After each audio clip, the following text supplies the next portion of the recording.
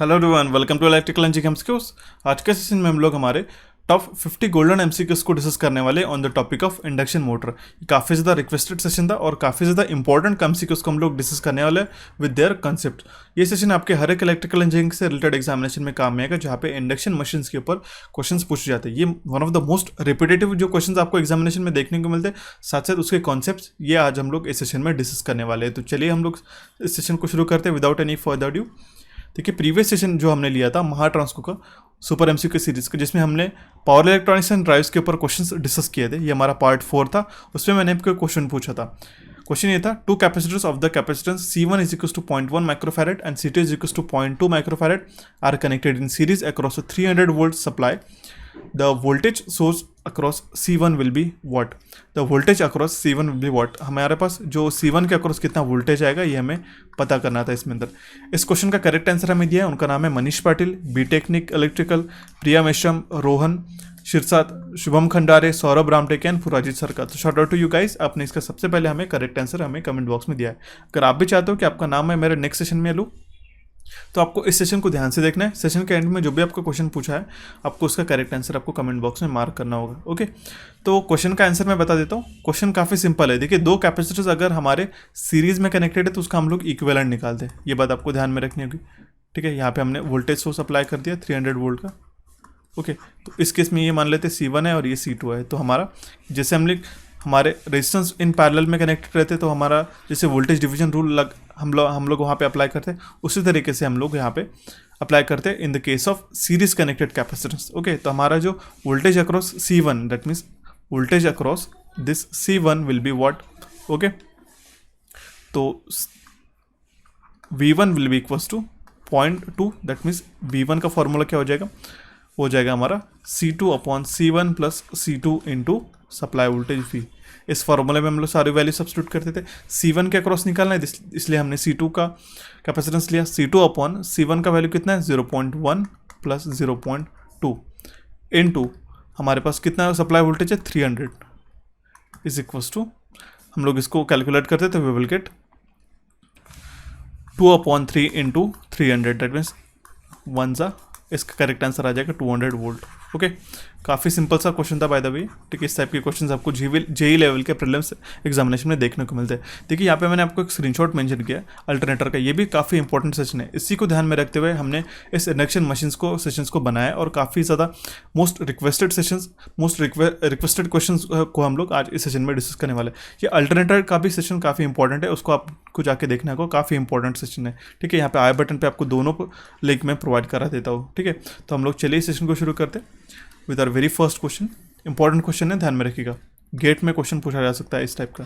ठीक है, the relative speed of a stator magnetic field with respect to the rotor magnetic field is what? हमारी stator magnetic field और rotor magnetic field का जो relation है वो क्या है? NS into 1 minus s. S slip times रहती है, या फिर minus s times of NS रहती है, या फिर 0 रहती है। ध्यान में रखिएगा, जो स्टेटर मैग्नेटिक फील्ड है और रोटर मैग्नेटिक फील्ड का जो रिलेटिव स्पीड है वो रहता है 0। ऑप्शन डी इसका करेक्ट आंसर। ठीक है, ये तो हो गया इसका आंसर। अभी मैं आपको इसका एक्सप्लेनेशन बताता हूँ। ये मैंने आपके लिए स्पेशली चार्ट प्रिपेयर किया है, ये काफ़ी रेयरली आपको कहीं पे देखने को मिलेगा। ठीक है, काफ़ी इंपॉर्टेंट है, आपके लिए स्पेशली मैंने बनाया। देखिए, ध्यान में रखिएगा, इसको पढ़ना कैसे है। आपको यही चार्ट एक बार ध्यान में रखना है, आपको सारी वैल्यूज़ इसमें समझ में आ जाएगी। जो रिलेटिव स्पीड का क्वेश्चंस पूछे जाते हैं ना, स्पेसिफिकली ये गेट में 2 से 3 बार क्वेश्चन पूछा गया है प्रीवियस ईयर्स में, आपको इसको जाके देख सकते हो लगे तो।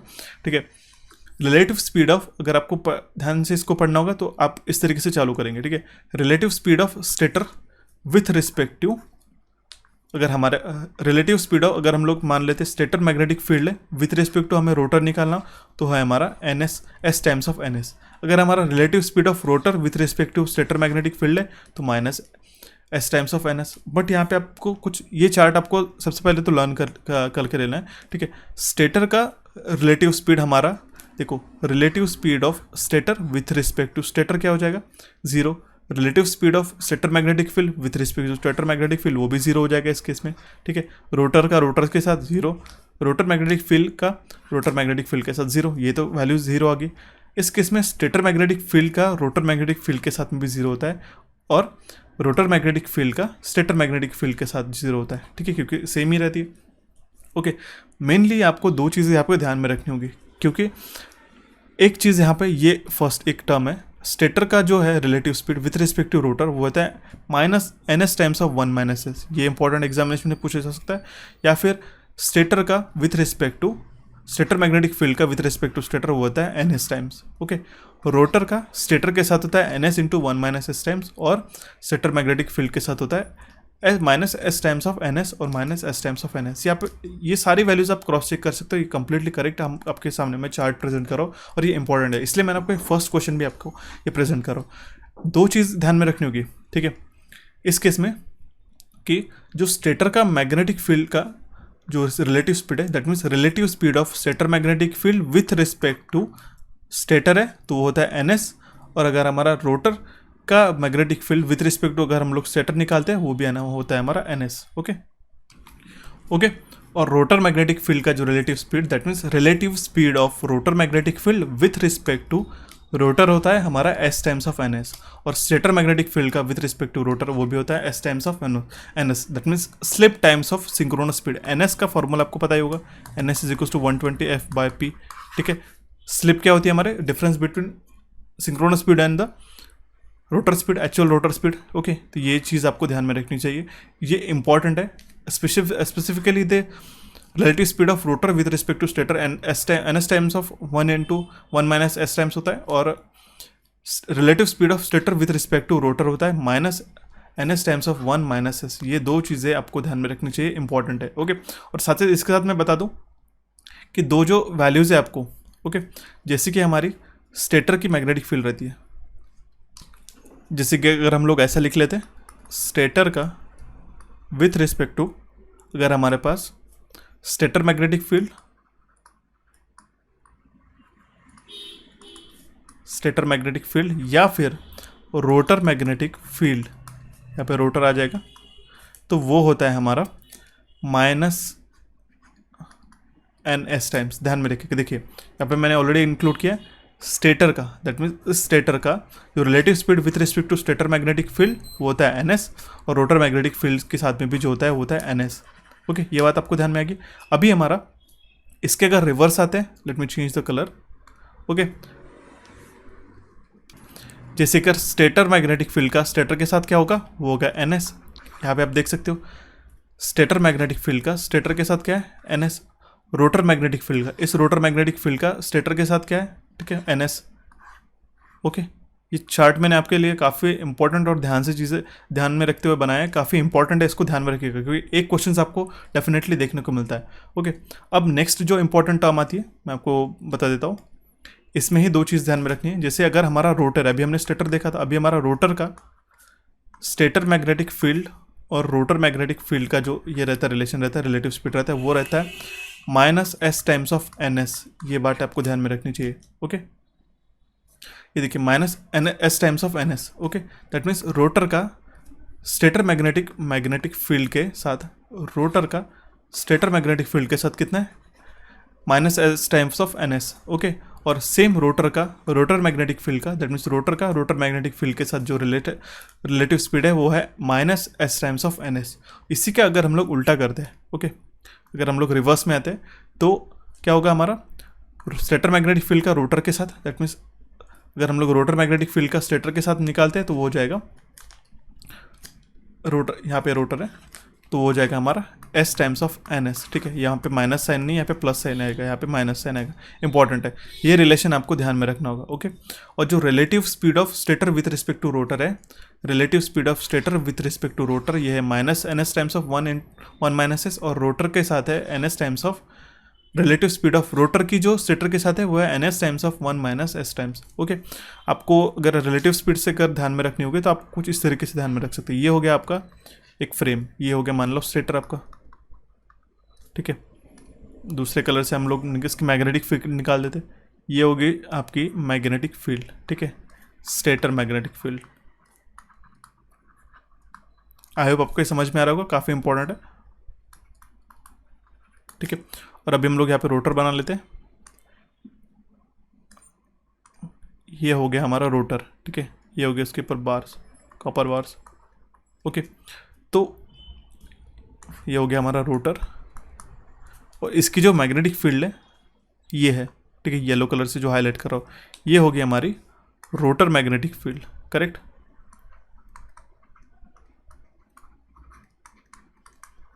ये बात आपको ध्यान में रखनी चाहिए। इस तरीके से आपको ये सारी चीज़ें, जो रिलेटिव चार्ट है, ये आपको समझ में आ जाएगा और काफ़ी इंपॉर्टेंट सा चार्ट है। इस टाइप से एक शॉर्टकट ट्रिक है, इन शॉर्ट ये समझ लो कि आपको ये एग्जामिनेशन में ये अगर चार्ट आपको ध्यान में आता है तो आप सारे जो रिलेशंस आते हैं आपको डेफिनेटली इसका करेक्ट आंसर आ जाएगा, क्योंकि काफ़ी बार कन्फ्यूज होता है s times of N s लेना है या फिर माइनस एन एस लेना है, ये आपको चार्ट से क्लियर हो जाएगा। ओके, तो देखते हैं हमारा नेक्स्ट क्वेश्चन, जो कि क्वेश्चन नंबर 2।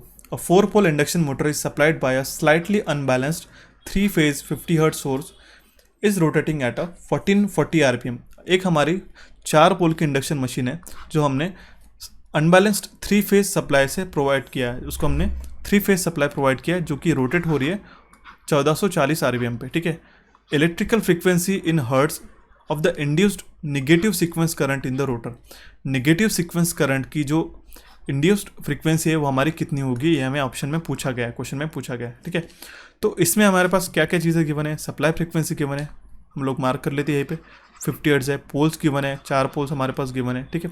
तो सिंक्रोनस स्पीड हम लोग निकाल लेंगे। जिन स्टूडेंट्स को नहीं पता होगा मैं बता दूं, NS का फॉर्मूला क्या है, NS is equals to 120 into F/P। काफ़ी कॉमन सा फॉर्मूला है और काफ़ी आसान सा फॉर्मूला है। इससे हम लोग NS का वैल्यू निकाल लेंगे। आप 120 इंटू F/P वैल्यू निकाल लेते तो आपको आ जाएगा 120 इंटू 50 हर्ट्ज अपॉन 4, ठीक है। तो आ जाएगा हमारा 1500 RPM। ये होगी हमारी सिंक्रोनस स्पीड, करेक्ट। अभी हमारे पास स्लिप का फॉर्मूला निकालना पड़ेगा, हमें स्लिप भी पता होनी चाहिए इसमें। तो स्लिप क्या हो जाएगी, हो जाएगी NS minus NR upon NS, ठीक है। दैट मीन्स NR क्या हो गया, ये हो गया हमारा रोटर स्पीड। जिस स्पीड से हमारा जो शाफ्ट रोटेट होता है वो होता है हमारा रोटर स्पीड, NR, जिससे हम लोग डिनोट करते हैं। 1500 माइनस 1440 क्या है हमारा रोटेटिंग स्पीड है, ठीक है, जो रोटर का रोटेटिंग स्पीड है, अपॉन 1500 इनटू क्या हो जाएगा हमारा, इनटू तो परसेंटेज नहीं है तो यहाँ पे अगर परसेंटेज आते तो अगर हम लोग यहाँ पे 100 से मल्टीप्लाई करते थे, अगर परसेंटेज नहीं है तो you can calculate in the fractions as well. Okay, so we will get a 0.04 as a slip, ठीक है, this is a slip. Okay, और हमें हमारे पास ध्यान में रखना होगा जो इलेक्ट्रिकल फ्रीक्वेंसी रहेगी इंड्यूस्ड नेगेटिव सीक्वेंस करंट की रोटर में, वो हमारा फॉर्मूला रहेगा, यहाँ पे change the colour, F2 is equals to twice of S times of F। ये इंपॉर्टेंट फॉर्मूला है, ये बात आपको ध्यान में रखनी चाहिए। नेगेटिव सीक्वेंस की बात कर रहे हैं यहाँ पे, ठीक है। तो F क्या होगी हमारी स्टेटर फ्रीक्वेंसी इसमें, जो कि हमारे पास 50 हर्ट्ज गिवन है ऑलरेडी, और हमें F2 निकालनी है जो कि हमारी नेगेटिव सीक्वेंस करंट की फ्रीक्वेंसी हो जाएगी, जो कि ट्वाइस ऑफ S कितना है 0.04 इंटू फ्रीक्वेंसी कितनी है 50 है, तो हमारे पास कितना आ जाएगा, F2 का वैल्यू कितना आ जाएगा, वो आ जाएगा 98 हर्ट्ज। इंपॉर्टेंट क्वेश्चन है, ठीक है, it is very important question. Okay, option D will be the correct answer in this case. Will see the next question. I hope आपका क्वेश्चन समझ में आएगा। क्वेश्चन में कुछ ज़्यादा वैल्यूज गिवन नहीं थे। अब 4 पोल के इंडक्शन मशीन से जिसे हमने slightly unbalance 3-phase 50 hertz source से उसको प्रोवाइड किया, जो कि रोटेट हो रही थी 1440 आरपीएम पे। The electrical frequency of in hertz of the induced negative sequence current in the rotor is what, ठीक है।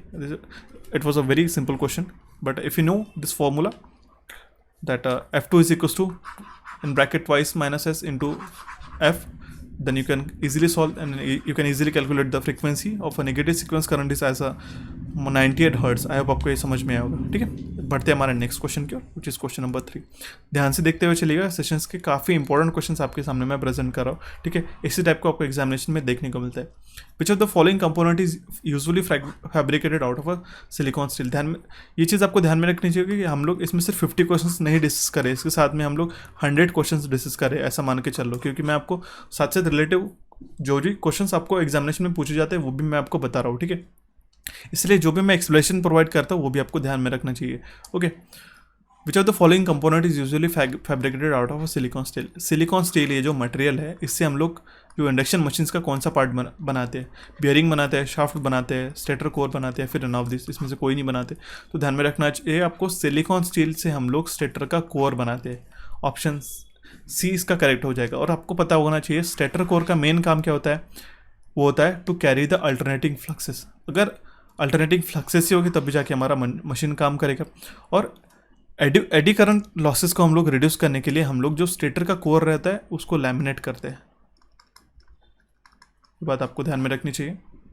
और एग्जामिनेशन में आपको ये भी पूछा जाता है, मैंने काफ़ी बार देखा है कि इसका जो लैमिनेटेड शीट्स रहती है, जो स्ट्रक्चर रहता है वो रहता है स्टैंपिंग जिसको हम लोग कहते हैं, वो कितना थिक रहता है ये भी आपको एग्जामिनेशन में पूछा जाता है। ठीक है, तो वो जो थिकनेस रहता है वो रहता है हमारा 0.4 टू 0.5 mm। ये भी आपका एक क्वेश्चन यहीं पे बन गया। ठीक है, 0.4 टू 0.5 mm थिक उसका लैमिनेशन के स्टैंपिंग्स रहते हैं। ओके, और वो जो स्टैंपिंग्स रहते हैं वो एक कंबाइंड उसमें टुगेदर उसको फॉर्म किया जाता है, कंबाइंड उसको बंच किया जाता है, सैंडविच किया जाता है, जिससे हम लोग स्टेटर कोर को बना सके। ठीक है, और देन हम लोग उसको स्टेटर फ्रेम में, ये जो हमारी स्टेटर फ्रेम है आउटर की, इसमें हम लोग फिक्स करते हैं। और जो स्टैंपिंग बनी रहती है वो रहती है सिलिकॉन स्टील की वो बनी रहती है। ठीक है, ओके, और वो हमारा हिस्टेरिसिस लॉसेस भी रिड्यूस करता है। ओके, तो अभी आपको इसका एक्सप्लेनेशन समझ में आएगा। इसका करेक्ट आंसर है option C, which is stator core. Will see the next question, which is question number 4। Question 4 क्या कह रहा है हमारे पास, 230 volt 50 hertz 4 pole single phase induction machine है हमारे पास, जो कि रोटेट हो रही है क्लॉकवाइज डायरेक्शन में, जिसकी स्पीड है 1425 आरपीएम। क्लॉकवाइज डायरेक्शन में 1425 आरपीएम रिवॉल्यूशन पर मिनट के स्पीड से वो रोटेट हो रही है। If the rotor resistance at a stand still, जब स्टैंड स्टिल में अगर मशीन हमारी रोटेट नहीं हो रही, उस केस में जो रेजिस्टेंस है हमारा वो है 7.8 ओम्स। तो हमारे पास effective rotor resistance in a backward branch of the equivalent circuit will be, backward के टाइम पे हमारा equivalent resistance, effective resistance rotor का कितना रहेगा, ये हमें क्वेश्चन में पूछा गया है। ठीक है, तो इस केस में हमारे पास रोटर की स्पीड गिवन है जो कि हमने 1425 ऑलरेडी मार्क करके रखी है, और हमारे पास जो सिंक्रोनस स्पीड हो जाएगी, आप अभी सॉल्व करके देखिएगा, मैं यहाँ पे रिपीटेटिवली सॉल्व नहीं करता हूँ। सिंक्रोनस स्पीड 4 पोल 50 हर्ट्ज के लिए 1500 आरपीएम आ जाता है, जो मैंने अभी बताया था, उससे आप उसको सॉल्व कर सकते हो। ठीक है, एनआर जो है हमारे पास 1425 है, करेक्ट। तो इस केस में हमारे पास स्लिप का जो वैल्यू आ जाएगा, परसेंटेज स्लिप, या फिर अगर आप स्लिप निकालते तो आ जाएगा 5%, दैट इज आ जाएगा 0.05। ठीक है, मैं एक बार फिर से सबको सॉल्व कर देता हूँ। स्लिप कैसा है हमारे पास, NS minus NR upon NS, NS कितना है 1500 माइनस 1425 अपॉन 1500, इसको आप सॉल्व कर लेते तो यू विल गेट 0.05। परसेंटेज में अगर निकालना है तो इसको 100 से मल्टीप्लाई कर देना। ठीक है, will see the next question, which is question number 5। Skewing of a slots is what. Skewing करने से हमारा क्या होता है, हीट ट्रांसफर बढ़ती है, हमारी नॉइस कम होती है, या नॉइस हमारी बढ़ती है, या फिर इंक्रीजेस नॉइस लिखा है। Suppresses the undesirable harmonics. Harmonics मतलब क्या होता है, it is the presence of unwanted DC signal in the pure AC sinusoidals. ठीक है, एसी वेव्स में जो हमारे डीसी साइनोसाइडल्स रहते हैं उसी को हम लोग अल्टीमेटली हार्मोनिक्स कहते हैं। इसकी काफ़ी बड़ी डेफिनेशन है हार्मोनिक्स में, बट मैं आपको ब्रीफ में बता रहा हूँ। ठीक है, the presence of unwanted DC signals को हम लोग हार्मोनिक्स कहते हैं। ठीक है, it suppresses the undesirable harmonics, इसका करेक्ट आंसर हो जाएगा। ठीक है, यूजुअली स्क्यूइंग मतलब मैं आपको दिखा देता हूँ, यहाँ पे मैं आपको एक प्रैक्टिकल इमेज यहाँ पे इंक्लूड किया। देखिए यहाँ के जो कॉपर बार्स है, इसको कुछ एक एंगल्स है, देखिए आप इसका अगर परपेंडिकुलर आप देखते हो, इसका पैरेलल देखते हो, तो इसके जो कॉपर बार्स है ऐसे पैरेलल में नहीं है। ठीक है, ये ऐसा कुछ एक पर्टिकुलर एंगल से स्क्यू किए गए हैं। ठीक है, देख सकते हो आप, ओके, इस तरीके से, इसी को हम लोग कहते हैं स्क्यू। और ये इसका एक वन ऑफ द बेनिफिट क्या है, it suppresses the undesirable harmonic. और ये पैरेलल नहीं रहते, इससे क्या होता है, हार्मोनिक्स तो हमारे साथ कम ही होती है, और उसके साथ हमिंग जो रहती है, ठीक है, कुछ नॉइस रहते हैं, हमिंग जो रहती है वो भी हमारी कम हो जाती है, और स्मूथ टॉक कर्व हमें इससे मिलता है। ठीक है, और हमारा मैग्नेटिक लॉकिंग का भी जो फिनोमिना है, मैग्नेटिक लॉकिंग का, वो भी स्क्यूइंग ऑफ स्लॉट्स के कारण हमारा रेड्यूस हो जाता है, और हमारे पास जो रोटर रेजिस्टेंस हमारा इंक्रीज हो जाता है, क्योंकि हमारी जो लेंथ है रोटर बार की कंडक्टर की वो इंक्रीज हो जाती है। ठीक है, दैट मीन्स उसका जो लेंथ भी है वो भी इंक्रीज हो जाता है। ठीक है, इस तरीके से हमने स्क्यूइंग करते तो। ठीक है, अब आप नोटिस कर सकते हो, अगर आपने एक पर्टिकुलर यहाँ पे कंडक्टर लिया और ऐसा आपने स्क्यू कर दिया, तो उसकी जो लेंथ है वो पर्टिकुलर थोड़ी सी इंक्रीज हो रही है। ठीक है, ये अब आपको नोटिस करना होगा। तो इसका करेक्ट आंसर है option C, suppresses the undesirable harmonics. Okay, skewing of the slots is usually helps to suppress the undesirable harmonics. I hope आपको ये समझ में आया होगा practically. We'll see the next question. Question number 6. In an induction motor, the phenomena of magnetic locking between stator and the rotor teeth is what? ठीक है, stator और rotor teeth का जो लॉकिंग होता है, मैग्नेटिक लॉकिंग होता है, उसको हम लोग कहते हैं कॉगिंग। ऑप्शन बी इसका करेक्ट आंसर हो जाएगा। ओके, कि ऐसा क्यों होता है, कभी कभी हमारा सप्लाई वोल्टेज लो रहता है। ठीक है, और उसका मेन रीज़न क्या होता है, स्टार्टिंग प्रॉब्लम, स्टार्ट नहीं हो पाती मशीन, उसी को हम लोग कहते हैं cogging of the induction machine. Okay, जब भी हमारे नंबर ऑफ स्लॉट्स जो रहते हैं रोटर के वो इक्वल हो जाता है number of slots with the stator, तो वो एक दूसरे के साथ अलाइन होते हैं। तो होता क्या है, उसके कारण जो एक दूसरे के साथ एकदम फेस टू फेस अलाइन होने के कारण उस स्टेज में जो रिलक्टेंस है वो एकदम मिनिमम हो जाता है और वो मशीन है वो स्टार्ट होने से रिफ्यूज़ करती है, स्टार्ट नहीं होती है। ओके, इसी को हम लोग कहते हैं कॉगिंग। और अगर हम लोग इसका एक और भी रीज़न ध्यान में रखा करेंगे तो आपको एक मैं चीज़ बता देता हूँ। अगर हमारे हार्मोनिक फ्रीक्वेंसी जो है वो कोइंसाइड हो जाती है स्लॉट फ्रीक्वेंसी के साथ, ठीक है, तो उस केस में हमारा टॉर्क मॉड्यूलेशन का भी एक फैक्टर आ जाता है। ओके, ये चीज़ आपको ध्यान में रखनी चाहिए। तो कॉगिंग उसके कारण वो भी प्रेजेंट हो सकता है, ठीक है। तो ये जो प्रॉब्लम है हम लोग उसको कैसे सॉल्व कर सकते हैं, जैसे हम लोग क्या करते हैं, नंबर ऑफ स्लॉट्स और हम लोग नंबर ऑफ रोटर स्लॉट वो इक्वल नहीं आने देते। ओके, और स्क्यूइंग ऑफ हम लोग रोटर स्लॉट करते हैं, ठीक है। जो अभी मैंने आपको इसके प्रीवियस स्लाइड में भी आपको बताया था, ठीक है। ये सारी चीज़ें होगी रिलेटेड टू द कॉगिंग। तो इसका करेक्ट आंसर था ऑप्शन बी। काफ़ी सिंपल सा क्वेश्चन था बट मैंने आपको इससे रिलेटेड बाकी भी थ्योरी बता दी। Will see the next question which is question number 7। If the starting winding of a single phase induction motor is left connected in the circuit, अगर हमारी सिंगल फेज इंडक्शन मशीन की जो starting winding है अगर हमने openly उसमें connected करके रख दी even after reaching the some finite speed, तो उससे क्या होगा, ठीक है। उससे क्या होगा कि हमारा, आपको पता है बेसिकली जो हमारा सिंगल फेज इंडक्शन मशीन है इसको रन होने के लिए हमारे पास दो मैग्नेटिक फील्ड के रोटेटिंग मैग्नेटिक फील्ड की ज़रूरत रहती है। बट सिंगल फेज से सिंगल ही मैग्नेटिक फील्ड होंगी तो उसमें हमें कुछ फेज डिफरेंस लाना पड़ता है, ठीक है, सो दैट हम लोग दो मैग्नेटिक फील्ड को प्रोवाइड कर सके, सो दैट एक हमें रोटेटिंग टॉर्क मिल सके रोटर को रोटेट करने के लिए। तो उसी के कारण क्या होता है, हमारे पास दो वाइंडिंग्स रहती है सिंगल फेज इंडक्शन मोटर को स्टार्ट करने के लिए, स्टार्टिंग वाइंडिंग और रनिंग वाइंडिंग। अगर हमारी क्वेश्चन में पूछा है अगर हमारी स्टार्टिंग वाइंडिंग जो है सिंगल फेज इंडक्शन मोटर की अगर हमने ओपन करके रख दी, ठीक है, वो हमने ओपन ही कनेक्टेड करके ही रख दी सिर्फ सर्किट के अंदर, तो उसमें क्या होगा कि हमारा जो मोटर है वो ड्रॉ करेगा एक्सेसिव करंट और वो ओवरहीट हो जाएगी, ठीक है। तो उसका करेक्ट आंसर हो जाएगा ऑप्शन सी। और ध्यान में रखिएगा जो सेंट्रीफ्यूगल स्विच हम लोग उसमें यूज़ करते हैं जिसमें हम लोग सीरीज और ऑक्सिलरी वाइंडिंग को कनेक्ट करने के लिए यूज़ करते हैं, ठीक है। तो जनरली जो डिस्कनेक्शन होता है वो होता है 75% to 80% of the rated speed जब अचीव हो जाती है हमारी, तब हमारा जो स्टार्टिंग वाइंडिंग है वो कट ऑफ हो जाती है फ्रॉम द रनिंग वाइंडिंग। तो इसका करेक्ट आंसर था ऑप्शन सी। ओके, बढ़ते हैं हमारे नेक्स्ट क्वेश्चन की ओर which is question number 8। Okay, for a 3-phase slip ring induction motor the electrical rotor losses are proportional to. 3-phase slip ring induction motor का जो हमारे electrical rotor के losses रहते हैं वो प्रोपोर्शनल रहते हैं सिंक्रोनस स्पीड पे, एयर कैप पावर या फिर स्लिप या फिर one minus of slip times. तो ध्यान में रखिएगा जो इलेक्ट्रिकल रोटर लॉसेस है वो प्रोपोर्शनल रहते हैं स्लिप टाइम से, ठीक है। तो ऑप्शन सी।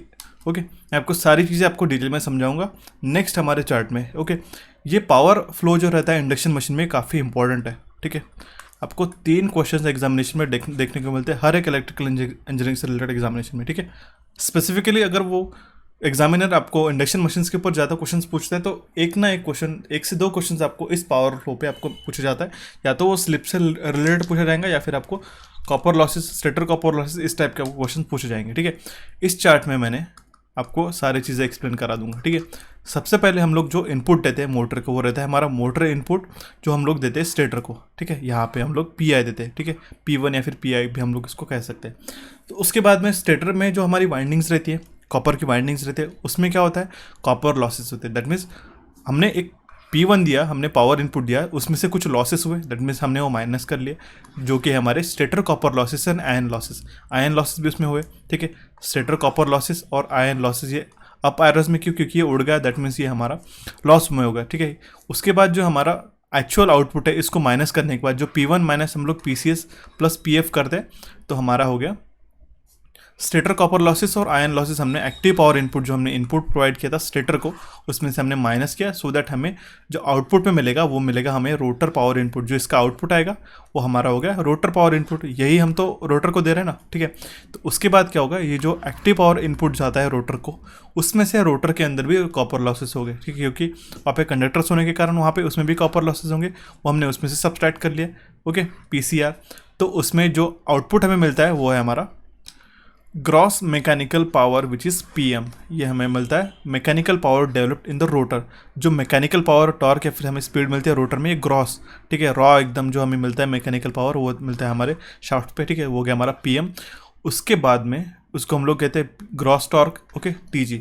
उसके बाद में जो विंडेज और फ्रिक्शनल लॉसेस रहते हैं, जैसे बियरिंग के लॉसेस हो गए, विंडेज दैट मीन्स जो एयर से रिलेटेड लॉसेस है वो हमारे विंडेज एंड फ्रिक्शन लॉसेस वो हमारे लॉस में चले जाते हैं। उसके बाद में हमारे शाफ्ट पे ये जो हो गया हमारा शाफ्ट, उसके बाद में हमें एक्चुअल पावर कितना मिलता है, shaft power which is P out. ध्यान में रखिएगा। इसमें कैसा हो गया अभी कि हमारे पास BHP मतलब that means British horse power, okay, P out, या फिर हम लोग BHP भी हम BHP में भी हम लोग इसको कैलकुलेट कर सकते हैं। ओके, जो हमने एक्टिव इनपुट पावर दिया था वो हमेशा ज़्यादा ही रहेगा ना पी आउट से, क्योंकि हमारे इंडक्शन मशीन है। ओके, इसमें से हमने 3 फेज पावर सप्लाई दिया, उसमें से बहुत काफ़ी सारे ये जो प्रोसेस है इस लॉसेस के बाद में हमें जो मिल रहा है वो हमें मिलता है पी आउट। ये हो गया हमारा power flow in the electrical induction motor. तो इस केस में आपको कुछ रिलेशंस ध्यान में रखने होंगे।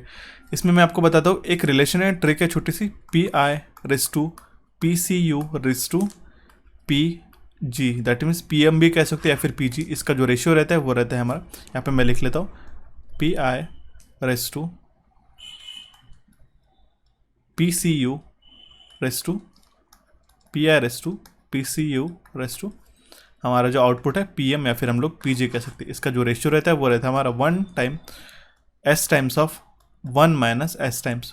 ओके, ये इंपॉर्टेंट है, आपको ध्यान में रखना है, ठीक है। अगर आपको जो भी पावर निकालना है आप सिंपली इसमें निकाल सकते हो, और आपको जो रिलेटेड पावर है जैसे इनपुट पावर, कॉपर लॉस, ठीक है, और ग्रॉस पावर, वो हमारा रेशियो में क्या रहता है 1 into slip times into 1 minus slip times. Okay, अभी मैं आपको बता देता हूँ, उन तीनों में से अगर आपको एक भी कोई वैल्यूज़ गिवन है, ठीक है, एक भी पावर गिवन है, जैसे हमारे पास पावर इनपुट गिवन है और हमें पूछ लिया मान लो PG आउटपुट पावर, और हमारे पास स्लिप का वैल्यू गिवन है, ठीक है, परसेंटेज स्लिप का या फिर स्लिप का वैल्यू गिवन है, तो आप हम लोग कैसे निकाल सकेंगे, देखिए मैं आपको बता देता हूँ।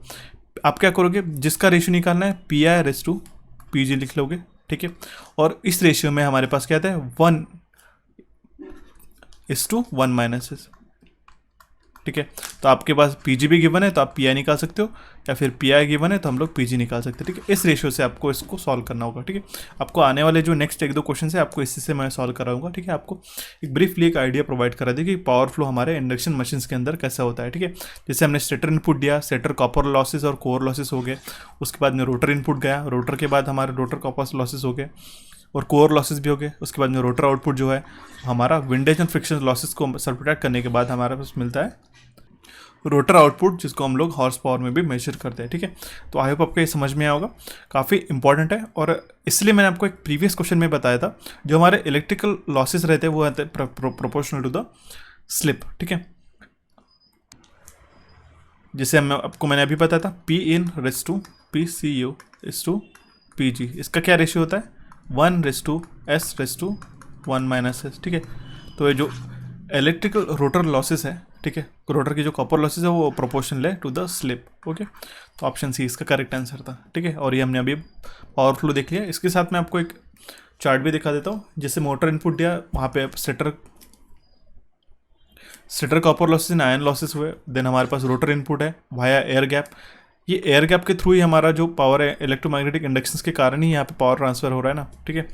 तो उसके बाद में हमारे रोटर कॉपर लॉसेस आते हैं, देन हमारे पास मैकेनिकल पावर डेवलप होता है जिसको हम लोग ग्रॉस रोटर आउटपुट निकालते हैं। उसमें से 2 हमारे लॉसेस मिलते हैं, उसमें से हमारे 2 हम लोग बाइफरकेट कर सकते हैं, डिवाइड कर सकते हैं। एक तो हमारा हो गया विंडेज लॉस, वो होने के बाद हमें जो आउटपुट मिलता है वो है हमारा रोटर आउटपुट। ओके, तो आई होप आपको ये प्रोसेस इसका समझ में आएगा। इलेक्ट्रिकल पावर फ्लो का इंपॉर्टेंट है, एग्जामिनेशन में आपको एक नया क्वेश्चन इसमें से देखने को मिलता है। जो अब मैंने आपको एक ट्रिक बताई उससे आप इसको सॉल्व कर सकते हो, ठीक है। तो आई होप आपको ये समझ में आएगा। सो देखते हैं हमारा next question, which is question number 9। The block rotor test of a squirrel cage induction motor determines. 2 type के रोटर रहते हैं, एक तो स्क्विरल केज इंडक्शन मोटर रहता है, एक तो स्लिप रिंग इंडक्शन मोटर रहता है। स्क्विरल केज में हमारे पास जो उसके रोटर रहता है उसमें कोई भी एक्सेस नहीं रहता है वाइंडिंग के, रोटर वाइंडिंग वो जो फिक्स्ड उसमें बार्स रहते हैं, कॉपर बार्स। और हमारे पास स्लिप रिंग इंडक्शन मशीन में रहते हैं, उसमें हमारे पास स्लिप रिंग रहते हैं, ठीक है। उसके थ्रू हम लोग रोटर रेजिस्टेंस को ऐड करते हैं सो दैट हम लोग इसकी स्पीड वेरी कर सके, ठीक है। हम लोग एक्सटर्नल रोटर रेजिस्टेंस ऐड करते हैं स्लिप रिंग इंडक्शन मशीन में, ठीक है, सो दैट हम लोग स्पीड वेरी कर सके। इसमें क्या क्वेश्चन में पूछा गया है, the block rotor test of a squirrel cage induction motor determines. ध्यान में रखिएगा, जो हमारी ब्लॉक रोटर टेस्ट होती है वो हम लोग उससे डिटरमाइन करते हैं its equivalent series resistance and reactance as seen from the stator. Option D इसका करेक्ट आंसर हो जाएगा। Okay, that is equivalent series resistance क्या हो जाएगा हमारा R01 एंड X01, ठीक है, we can find out by using the block rotor test. Okay, जब भी हमारे इक्विवेलेंट सर्किट के पैरामीटर रेफर होते हैं to the primary side. Okay, और इससे हम लोग ये भी चीज़ पता करते हैं, full load copper losses, I square R loss are the full load copper losses भी हम लोग इससे डिटरमाइन करते हैं। ओके, जैसे भी हमने रेटेड सप्लाई वोल्टेज अप्लाई कर दिया इसको ब्लॉक रोटर टेस्ट करने के लिए, तो हमारा जो मोटर है वो high short circuit current draw करता है, जो कि रहता है 5 to 8 टाइम्स। ये भी आपको ध्यान में रखना चाहिए, इसका जो वैल्यू कितने टाइम्स रहता है, 5 to 8 टाइम्स। ओके, और नो लोड और ओपन सर्किट टेस्ट हम लोग उससे शंट ब्रांच पैरामीटर्स निकालते हैं, ठीक है, of equivalent circuit and the constant losses हम लोग निकालते हैं। ओके, वो नो लोड टेस्ट से हम लोग शंट उसके पैरामीटर निकालते हैं और साथ ही साथ हम लोग उसके कांस्टेंट लॉसेस है वो भी हम लोग उससे फाइंड आउट करते हैं। ब्लॉक रोटर टेस्ट और नो लोड टेस्ट से आपको दो चीज़ें आपको ध्यान में रखनी चाहिए। ओके, सो बढ़ते हैं हमारे नेक्स्ट क्वेश्चन की, which is question number 10। Question में क्या है हमारे पास, 3-phase squirrel cage induction machine has a starting current of 10 times the full load current. Starting current का जो वैल्यू है वो 10 टाइम्स ऑफ रोटर करंट है। फुल लोड स्लिप है हमारे पास 5% की, और ऑटो ट्रांसफार्मर हमने लगा दिया रिड्यूस वोल्टेज स्टार्टिंग के लिए, सो दैट हम लोग 2.5 पर यूनिट स्टार्टिंग टॉर्क को प्रोवाइड करा सके। तो हमारा ऑटो ट्रांसफार्मर का टैपिंग कितना होना चाहिए, ये इंपॉर्टेंट क्वेश्चन है। ठीक है, असिस्टेंट इंजीनियर के लेवल में आपको ये क्वेश्चन पूछा जा सकता है। ठीक है, तो आपको ध्यान में रखना चाहिए जो हमारा रेशियो रहता है स्टार्टिंग टॉर्क का to the full load torque, हम लोग कैसे गिवन करते हैं, हम लोग कैसे उसको लिखते हैं, TST upon TFL is equals to X square into IST upon IFL upon IFL square into S times of FL।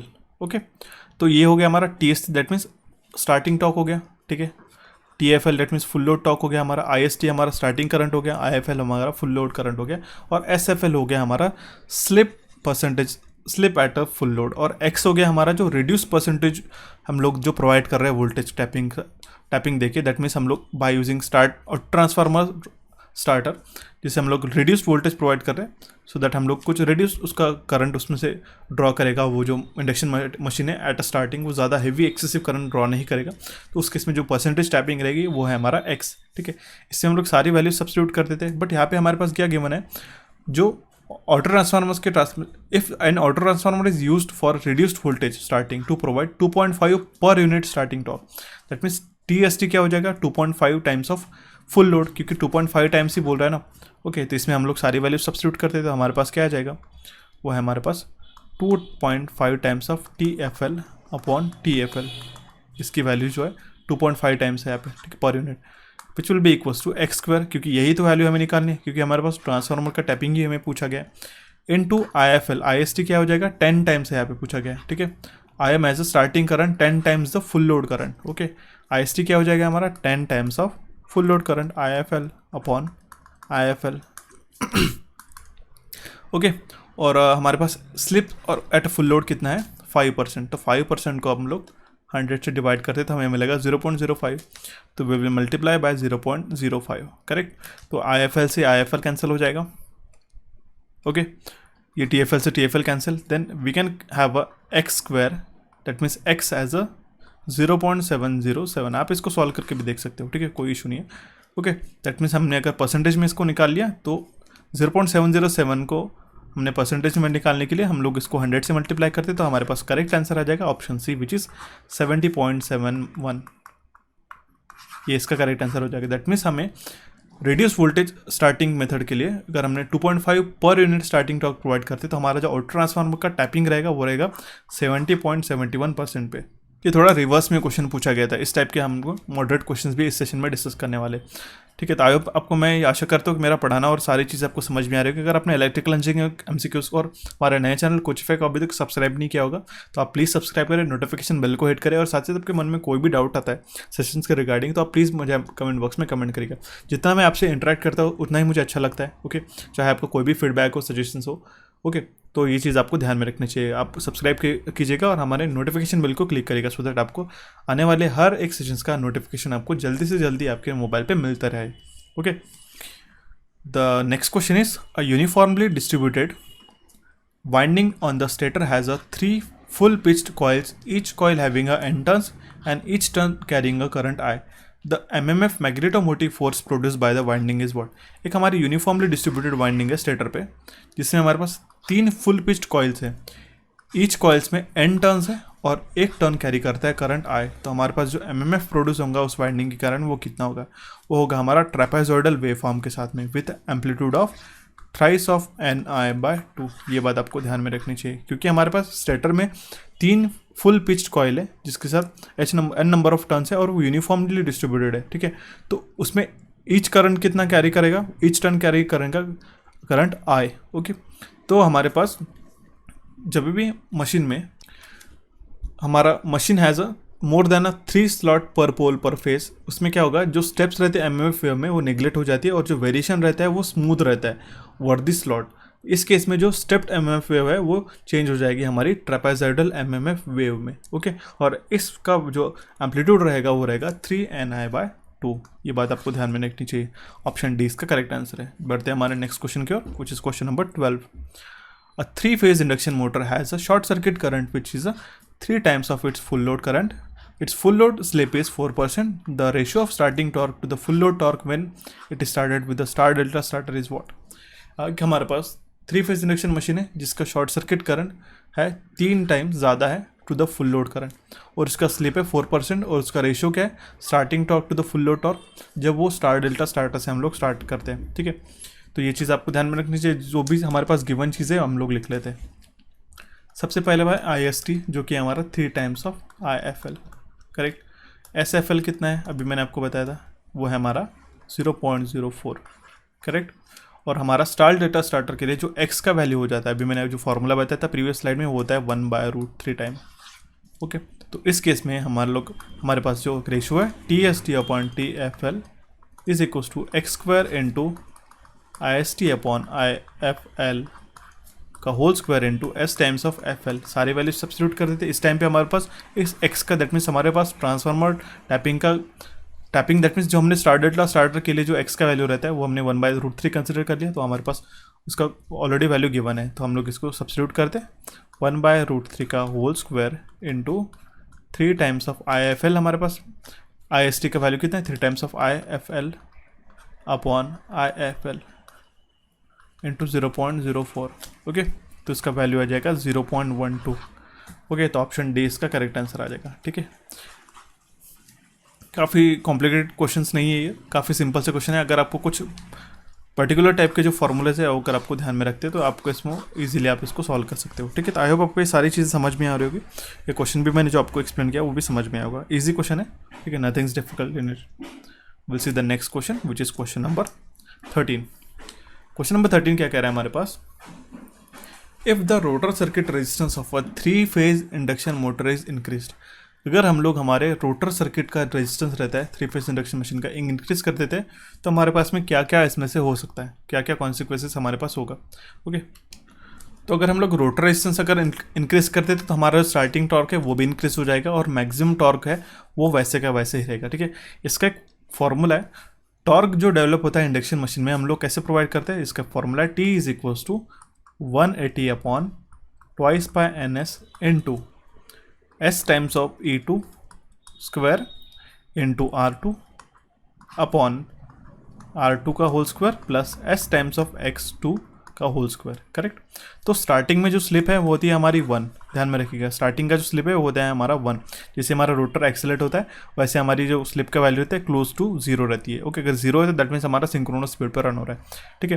तो स्टार्टिंग में S इज इक्वल टू 1 होने के कारण क्या होगा, हमारा जो TST है वो क्या रहेगा, वो रहेगा हमारा 180 upon 2/NS into E2 square R2 upon E2 square plus X2 square, correct. तो इस केस में हमारा जो TST रहेगा वो डायरेक्टली प्रोपोर्शनल रहेगा, दैट मीन्स TST जो है हमारा डायरेक्टली प्रोपोर्शनल है R2 से, करेक्ट। दैट मीन्स हमारा जो स्टार्टिंग टॉर्क है वो क्या होगा, इंक्रीज होगा। अगर हमारा रोटर रेजिस्टेंस है R2 अगर इंक्रीज होता है तो, ठीक है, if in the R2 then हमारा स्टार्टिंग टॉर्क भी इंक्रीज होगा इस केस में। और जो हमारा मैक्सिमम टॉर्क है वो अनचेंज रहेगा, क्योंकि हमारे पास उसका फॉर्मूला क्या है, T max is equals to 1/2 of X2, ठीक है। ये हमारा फॉर्मूला है फॉर द मैक्सिमम टॉर्क, ठीक है। तो आई होप आपको इसका करेक्ट आंसर समझ में आएगा। इसका करेक्ट आंसर है ऑप्शन डी। आपको अगर एग्जामिनेशन में ऐसा भी क्वेश्चन आता है what is the formula for the T max, तो वो रहेगा, ध्यान में रखिएगा, T max is equal to 1/2 of x2। x2 क्या हो गया, ये हमारा रोटर रिएक्टेंस हो गया। ये इंपॉर्टेंट फार्मूला है, एग्जामिनेशन में इस टाइप का एमसीक्यू बना के भी आपको पूछा जा सकता है, ठीक है।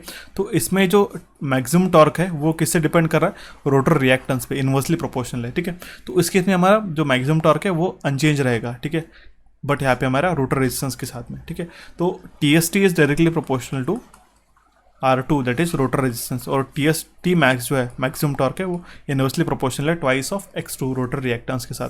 तो इसका करेक्ट आंसर था ऑप्शन डी। आई होप आपको ये समझ में आएगा। इसमें हमने 3 क्वेश्चंस करा लिए, इसलिए मैंने आपको पहले ही बताया था कि हम लोग इस सेशन में 50 क्वेश्चंस को डिस्कस नहीं करने वाले, हम लोग more than 50 that means more than 100 questions को हम लोग इसमें डिस्कस करेंगे, ठीक है। काफ़ी सारे कंसेप्ट और छोटी छोटी चीज़ें जो एग्जामिनेशन में पूछी जाते हैं वो चीज़ें मैं आपको यहाँ पे बता रहा हूँ, ओके। सो बढ़ते हमारा नेक्स्ट क्वेश्चन की ओर, which is question number 14। The speed of a squirrel cage induction motor can be control by which of the following except. इसमें से कौन से मेथड से, किसको छोड़ के कौन से मेथड से हम लोग स्पीड को वेरी कर सकते हैं, एक्सेप्ट की यहाँ पे क्वेश्चन में पूछा गया है, ठीक है, किसको छोड़ के। तो चेंजिंग द वाइंडिंग रेजिस्टेंस ये इनकरेक्ट हो जाएगा। इससे हम लोग स्क्विरल केज इंडक्शन मोटर की स्पीड नहीं चेंज कर पाएंगे। अभी हम लोग वाइंडिंग रेजिस्टेंस तो चेंज करते हैं बट वो स्क्विरल केज इंडक्शन मोटर का नहीं। जो हमारा स्क्विरल केज रोटर है, जिससे हमारे पास रोटर बार्स रहते हैं, जिससे हमें कोई भी एक्सेस नहीं रहता है, उसमें हम लोग रोटर बार का रोटर रेजिस्टेंस ही कनेक्ट नहीं कर पाएंगे, ठीक है। तो हम लोग उस मेथड को स्क्विरल केज इंडक्शन मोटर में अप्लाई नहीं कर पाएंगे। ये हमारी कहाँ पे वैलिड होगी, ये होगी हमारे स्लिप रिंग इंडक्शन मशीन में ये चीज़ वैलिड होगी, क्योंकि हमारे पास स्लिप रिंग रहते हैं, वहाँ पे हम लोग वाया ब्रशेस से उसमें हम लोग रोटर रेजिस्टेंस को ऐड कर सकते हैं, करेक्ट, जितना चाहे उतना, ओके। सो दैट हम लोग स्टार्टिंग टॉर्क और स्टार्टिंग स्पीड भी हम लोग कंट्रोल कर सके। स्लिप रिंग इंडक्शन में मशीन में ये चीज़ नहीं होने के कारण हम लोग ये मेथड हम लोग यहाँ पे अप्लाई नहीं कर सकते। तो इसका करेक्ट आंसर है ऑप्शन सी। बाकी के क्या क्या ऑप्शन है हमारे पास, changing the supply frequency, NS is equal to 120 F/P, frequency change करिए, सिंक्रोनस स्पीड चेंज हुई, हमारी रोटर स्पीड चेंज हुई, ठीक है, ये भी कर सकते हैं। नंबर ऑफ पोल चेंज हुए, ठीक है, सिंक्रोनस स्पीड चेंज हुई, हमारा फिर से रोटर स्पीड जो है वो चेंज कर सकते हैं। और रिड्यूसिंग द सप्लाई वोल्टेज ये तो इनहेरेंटली है ही, ठीक है। तो इसका करेक्ट आंसर हो जाएगा ऑप्शन सी। आई होप आपको समझ में आएगा। हम लोग इसके साथ साथ V/F कंट्रोल भी हम लोग लगाते हैं और इसको फ्रीक्वेंसी कंट्रोल भी कहते हैं, ठीक है। सो बढ़ते हैं हमारे नेक्स्ट क्वेश्चन की ओर, which is question number 15। Question number 15 हमारे पास क्या कह रहा है, rotating magnetic field produced in a dash, ठीक है। रोटेटिंग मैग्नेटिक फील्ड हमारी कहाँ पे प्रोड्यूस होती है, सिंगल फेज इंडक्शन मशीन में, 3 फेज इंडक्शन मशीन में, DC सीरीज मोटर में या फिर AC सीरीज मोटर में। तो रोटेटिंग मैग्नेटिक फील्ड हमारी प्रोड्यूस होती है 3 फेज इंडक्शन मशीन के अंदर, ठीक है, ओके। तो उसका करेक्ट आंसर था option B, 3 phase induction machine के अंदर हमारे पास रोटेटिंग मैग्नेटिक फील्ड प्रोड्यूस होती है, ओके। इसी के कारण ये हमारे सेल्फ स्टार्टिंग है, ओके। सो बढ़ते हैं हमारा नेक्स्ट क्वेश्चन की ओर, विच इज क्वेश्चन नंबर 16। ये भी इंपॉर्टेंट क्वेश्चन है, ध्यान में रखिएगा, ध्यान से मैं आपको सॉल्व करके बता रहा हूँ। A 3 phase 400 volt 50 hertz 4 pole wound rotor induction machine drives a constant load of 50 newton metre at a speed of 1200 RPM।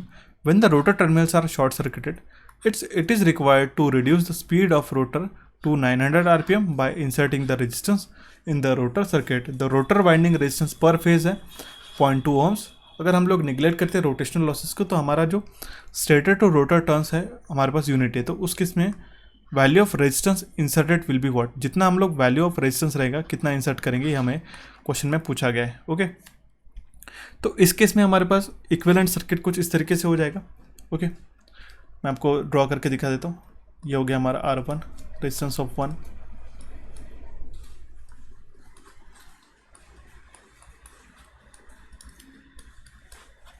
J times of X1 हो गया, ये हमारे पैरेलल कंपोनेंट हो गए R2 और J times of XM, correct. और इसमें हमारा R2 डैश जो हमने रेफर कर लिया, J times of X2 dash, और ये हो गया हमारा R2 जो हम लोग रेजिस्टेंस इसमें इंसर्ट कर रहे हैं, R2 डैश इसको हम लोग कह सकते हैं, इस which is 1 - S times of S upon S, correct. तो इस टाइप का हमारा ये यहाँ से करंट क्या फ्लो होगा, I1। तो हमारे पास जो इक्विवेलेंट सर्किट से अगर हम लोग देखते हैं तो हमारे R2 डैश दैट मीन्स इसको इरेज कर देता हूँ,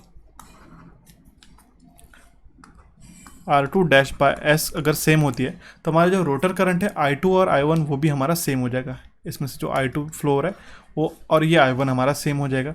और हमारे जो रोटेशनल लॉसेस भी अगर हम लोग निगलेक्ट करते हैं, जो भी हमारे पास गिवन है इस क्वेश्चन में, तो यूनिट टर्न्स रेशियो के लिए हमारे पास क्या क्या वैल्यूज़ आ जाएगी मैं आपको बताते हैं। उसके पहले तो सबसे पहले हम लोग सिंक्रोनस स्पीड निकाल लेते हैं।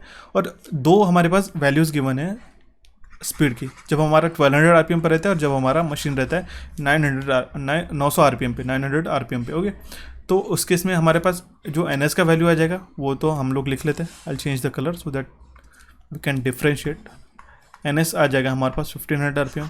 ठीक है, तो नेक्स्ट हमारा जो स्लिप रहेगा 1200 आरपीएम पे, मैं इसको ब्लू कलर से लिख देता हूँ, वो हो जाएगा हमारा 0.2, ध्यान में रखिएगा इस केस में।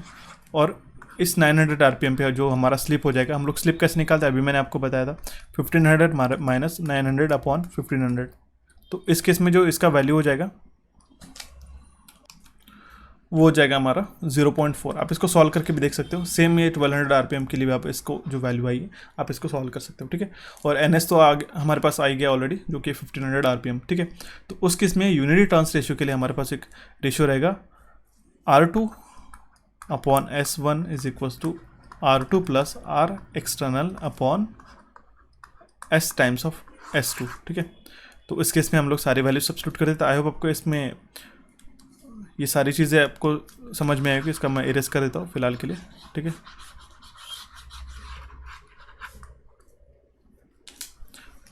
हम लोग इसमें सारी वैल्यू सब्स्टिट्यूट करते हैं। 0.2 upon 0.2 is equals to 0.2 plus, क्योंकि 0.2 हम उसका हमने रोटर वाइंडिंग रेजिस्टेंस से पर फेज R2 का जिसका वैल्यू है हमारा 0.2 प्लस R एक्सटर्नल ही हमें निकालना है अपॉन S2 कितना है हमारे पास 0.4।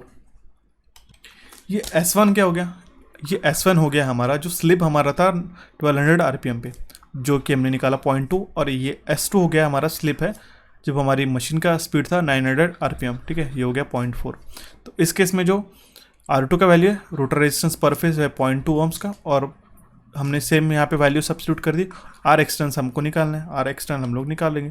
ठीक है, so that we will have R2 as R external as आप इसको सॉल्व कर लेते हो, काफ़ी सिंपल सा है। तो वो आ जाएगा हमारे पास 0.2 ओम्स पर फेज, ये इसका करेक्ट आंसर हो जाएगा। ओके, जो कि हमारे पास ऑप्शन ए में गिवन है। ठीक है, क्वेश्चन काफ़ी सिंपल सा है और क्वेश्चन काफ़ी कॉम्प्लिकेटेड भी, दोनों भी चीज़ें इसमें से ध्यान में रखनी चाहिए। हमारे पास एक 3 phase single phase 3 phase 400 volt 50 hertz की 4 पोल वाउंड मोटर थी, जिसमें हमारा कांस्टेंट लोड है 50 newton metre at a speed of 1200 RPM. जब हमारा रोटर एलिमेंट शॉर्ट सर्किट करते हैं, अगर हम लोग रिड्यूस करते हैं स्पीड का मोटर 900 आरपीएम पे, अगर एक इंसर्ट करके रोटर रेजिस्टेंस के, तो हमारा रोटर वाइंडिंग रेजिस्टेंस जो रेजिस्टेंस हम लोग इंसर्ट करेंगे उसका वैल्यू कितना होगा, ये हमें क्वेश्चन में पूछा गया था। तो उसका वैल्यू होगा 0.2 ओम्स पर फेज। इंपॉर्टेंट क्वेश्चन था ये। ठीक है, सो बढ़ते हमारे नेक्स्ट क्वेश्चन की ओर, विच इज क्वेश्चन नंबर 17। ठीक है, in a double cage rotor induction motor, double cage rotor में इंडक्शन मशीन में जो हमारे पास अपर वाइंडिंग और लोअर लेयर रहती है उसका रेजिस्टेंस हमें पूछा गया है। तो आउटर केज में जो रहता है उसका हायर रेजिस्टेंस रहता है और इनर केज का जो रेजिस्टेंस रहता है वो रहता है लो। ओके, यहाँ पे आपको एक स्क्रीनशॉट में मैं मेंशन कर रहा हूँ। ठीक है, जो टॉप बार्स है वो इसका रेजिस्टेंस हाई रहता है और लोअर बार्स रहता है उसका रेजिस्टेंस लो रहता है। ठीक है, उसी का अपोजिट रहता है, अगर हाई रेजिस्टेंस है तो लो रिएक्टेंस है और लो रेजिस्टेंस है तो हाई रिएक्टेंस रहेगा। ठीक है, जो आउटर लेयर है वो बार्स रहती है स्मॉल क्रॉस सेक्शनल एरिया की, आप देख सकते हो। ठीक है, आउटर लेयर है ये, करेक्ट, और उसमें जो है रिलेटिवली लार्ज रेजिस्टेंस रहता है और उसके साथ शॉर्ट सर्किटेड रहते हैं दोनों भी एंड से। ओके, और इसके जो फ्लक्स लिंकेज है वो काफ़ी कम रहता है और उसी के कारण उसका जो इंडक्टेंस है वो भी हमारा कम रहता है। ठीक है, अभी मैंने बताया था हाई इंडक्टेंस हाई रेजिस्टेंस है तो जो इंडक्टेंस है लेस रहेगा। ठीक है, तो उस केस में जो इंडक्टेंस का that means resistance to inductive का रिएक्टेंस का रेशियो है वो भी हमारा ज़्यादा रहेगा। ठीक है, और लोअर केज में जो है हमारे बार्स की जो डेप्थ है, बार की जो थिकनेस है वो काफ़ी ज़्यादा है as compare to the top bar. Okay, जो इनर लेयर में ओके, और उसका क्रॉस सेक्शनल एरिया भी हमारा कंपैरेटिवली लार्जर है। आप यहाँ पे देख सकते हैं बॉटम लेयर और टॉप लेयर में, और उसका रेजिस्टेंस भी हमारा लेस है।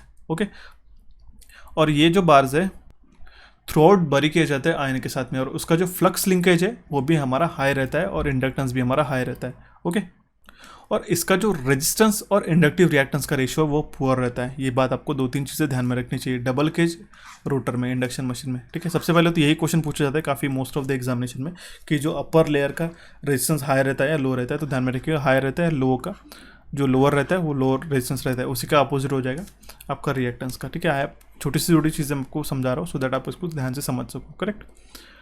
सो बढ़ते हैं हमारे नेक्स्ट क्वेश्चन की, which is question number 18।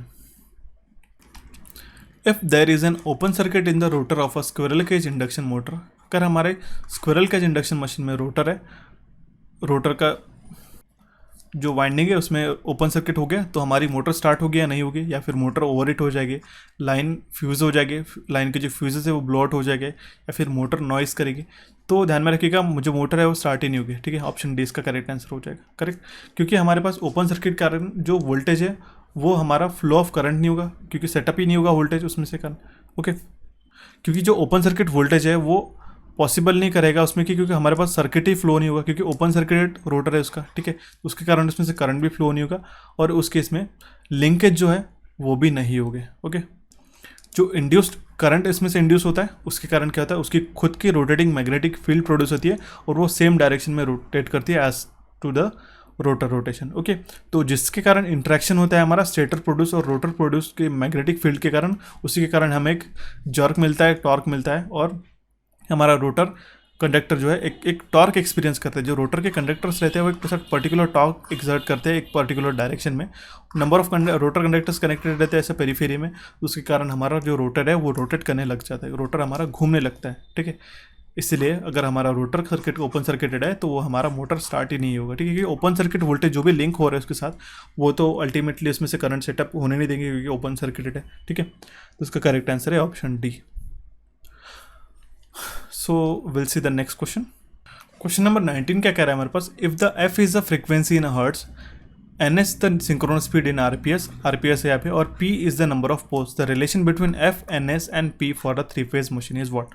Simply ये क्वेश्चन देखिए, ns is equals to 120 f/p करके मत आना, गलत हो जाएगा। अभी मैं बता रहा हूँ यहाँ पे rps गिवन है रिवोल्यूशन पर सेकंड्स में, तो इस केस में जो ns का हो जाएगा हमारा formula ns is equals to twice f/p। ये बात ध्यान में रखनी चाहिए, कॉमन मिस्टेक इसमें से नहीं करनी है जिसमें हम लोग ns is equals to 120 f/p करोगे, तो जो ns का स्पीड रहेगा वो rpm में रहेगा, बट इस केस में rps का वैल्यू है गिवन। ठीक है, इसका करेक्ट आंसर हो जाएगा option D, ns is equals to twice f/p। आप इसको कन्वर्ट करके भी देख सकते हो, बाय 60 से अगर हम लोग डिवाइड करते हैं तो। ओके, सो आई होप आपको ये क्वेश्चन समझ में आएगा। क्वेश्चन नंबर 19 इंपॉर्टेंट है, इसलिए मैंने आपको इंक्लूड किया, सो दैट ही आपको कन्फ्यूजन इस तरीके से एग्जामिनेशन में नहीं रहे। Will see the next question which is question number 20। Standard motor starter supplies. देखिए मैं आपको ध्यान से धीरे से पढ़ा रहा हूँ, क्योंकि काफ़ी मुझे रिक्वेस्ट आती है, क्योंकि काफ़ी सारे स्टूडेंट्स को फास्ट पढ़ाना कभी कभी नहीं समझ में आता, तो एक ऑन एन एवरेज में सभी व्यूअर्स को, सभी स्टूडेंट्स को ध्यान में रखते हुए पढ़ा रहा हूँ। ठीक है, अगर आपको कभी स्लो या फिर फास्ट लगता है तो प्लीज़ हमें कमेंट बॉक्स में कमेंट करिएगा। ठीक है, next question is standard motor starter supplies dash initial voltage for a proper starting of the motor. हमारे जो स्टैंडर्ड मोटर स्टार्टर्स रहते हैं जो हम लोग यूज़ करते हैं starting of the induction machine के लिए, वो हमारा लोअर वोल्टेज इनिशियली देते हैं, सो दैट हम लोग लिमिट कर सके हमारे स्टार्टिंग करंट को, क्योंकि हमारा स्टार्टिंग करंट कितना रहता है 5 to 7 times of rated current रहता है, काफ़ी ज़्यादा ह्यूज रहता है वो। ठीक है, वो डैमेज कर सकता है मोटर को। Okay, at the time of starting, इसलिए कुछ स्टार्टिंग में हम लोग स्टार्टर एक एक्स्ट्रा रेजिस्टेंस भी प्रोवाइड करते हैं। ओके, सो दैट हम लोग मोटर का जो करंट का वैल्यू है हम लोग सेफ लिमिट तक मेंटेन कर सके, उससे कारण हमारा शॉर्ट डैमेजेस नहीं होगा। ठीक है, तो इसका करेक्ट आंसर हो जाएगा option D. Will see the next question which is question number 21। Next question क्या कर रहा है हमारे पास, which of the following speed control method of a induction motor is from the stator side. Stator side से हमारी कौन सी इसमें से स्पीड कंट्रोल मेथड है? सिंपल है, by applying changing the applied voltage, क्योंकि बाय चेंजिंग द रियोस्टाट ये तो रोटर पे आ गया। ठीक है, इंजेक्टिंग ईएमएफ ये भी नहीं आएगा, कैस्केडिंग मोटर्स ये भी इसमें से ऑप्शन गलत हो जाएगा। Okay, so will see the next question which is question number 22। In a 3-phase induction motor, यहाँ पे 4 स्टेटमेंट्स गिवन है हमारे पास। The developed torque is approximately directly proportional to the slip in normal running range and inversely proportional to it in a low speed range। ये statement incorrect है या correct है, आपको इसमें से आपको बताना है। ठीक है, मैं आपको इतना सारा पढ़ के हुआ नहीं बताता हूँ, आपको डायरेक्टली आंसर बताता हूँ, जो कि इसका करेक्ट आंसर है ऑप्शन ए। उससे मैं आपको ग्राफ में सारी चीज़ें समझा देता हूँ, ठीक है। ओके, तो आप यहाँ पे देख सकते हो जो नॉर्मल रनिंग रेंज में है हमारा, जो लो स्लीप रीजन में है, ठीक है। लो स्लीप रीजन में यहाँ पे स्लीप होगी हमारी 1, यहाँ पे स्लीप है हमारी 2, यहाँ पे 0। ओके, तो उस केस में जो हमारा टॉर्क है डायरेक्टली प्रोपोर्शनल टू रहता है स्लिप से। ओके, इसलिए नॉर्मल वर्किंग कंडीशन में जो हमारा स्लिप का वैल्यू है वो स्मॉल रहता है, करेक्ट। इस केस में आप देख सकते हो। ओके, और इस केस में जो टॉर्क स्लिप कर्व जो है हमारा स्ट्रेट लाइन रहता है, इसलिए हमारा जो टॉर्क है it is directly proportional to slip, ध्यान में रखिएगा। ओके, इसका करेक्ट आंसर क्या हो जाएगा? ऑप्शन ए, जो मैंने बताया था, the developed torque is approximately directly proportional to the slip in a normal running range and inversely proportional to the low speed range. Okay, low speed range में inversely proportional है, यहाँ पे देख सकते हो, करेक्ट। सो बढ़ते हैं हमारे नेक्स्ट क्वेश्चन की ओर, which is question number 23। 400 volt 50 hertz 4 pole 3 phase induction motor can not run at 1500 RPM. हमारी 4 pole 3 phase induction machine 1500 RPM पे क्यों नहीं रन हो सकती? क्योंकि ठीक है, यहाँ पे मैं बता देता हूँ। 1500 आरपीएम क्या हो जाएगा? हमारा सिंक्रोनस स्पीड हो जाएगा। इसी स्पीड पे क्यों नहीं रन होगा इंडक्शन मशीन? क्योंकि सिंक्रोनस मशीन की बात नहीं कर रहे, क्योंकि हमारा जो टॉर्क डेवलप होगा रोटर का वो सफिशिएंट नहीं रहेगा हमारे रोटर को रोटेट करा सके। ओके, इसका करेक्ट आंसर है ऑप्शन टी, क्योंकि रिलेटिव स्पीड कंप्लीटली जीरो हो जाएगा, क्योंकि जो टॉर्क जनरेटेड मोटर का रहेगा वो जीरो होगा, इसलिए जो रोटर रनिंग है वो हमारी स्टॉप हो जाएगी, उसमें रन नहीं होगा। स्टॉप होने के कारण उसके पहले में तो रन ही नहीं होगा। ओके, क्योंकि उस केस में जो हमारा स्लिप का वैल्यू है वो हमारा जीरो हो जाएगा, correct. So the next question is, in a 3-phase induction motor, maximum torque is inversely proportional to the dash। जो 3-phase इंडक्शन मशीन में मैक्सिमम टॉर्क है वो इनवर्सली प्रोपोर्शनल टू रहता है रोटर रिएक्टेंस।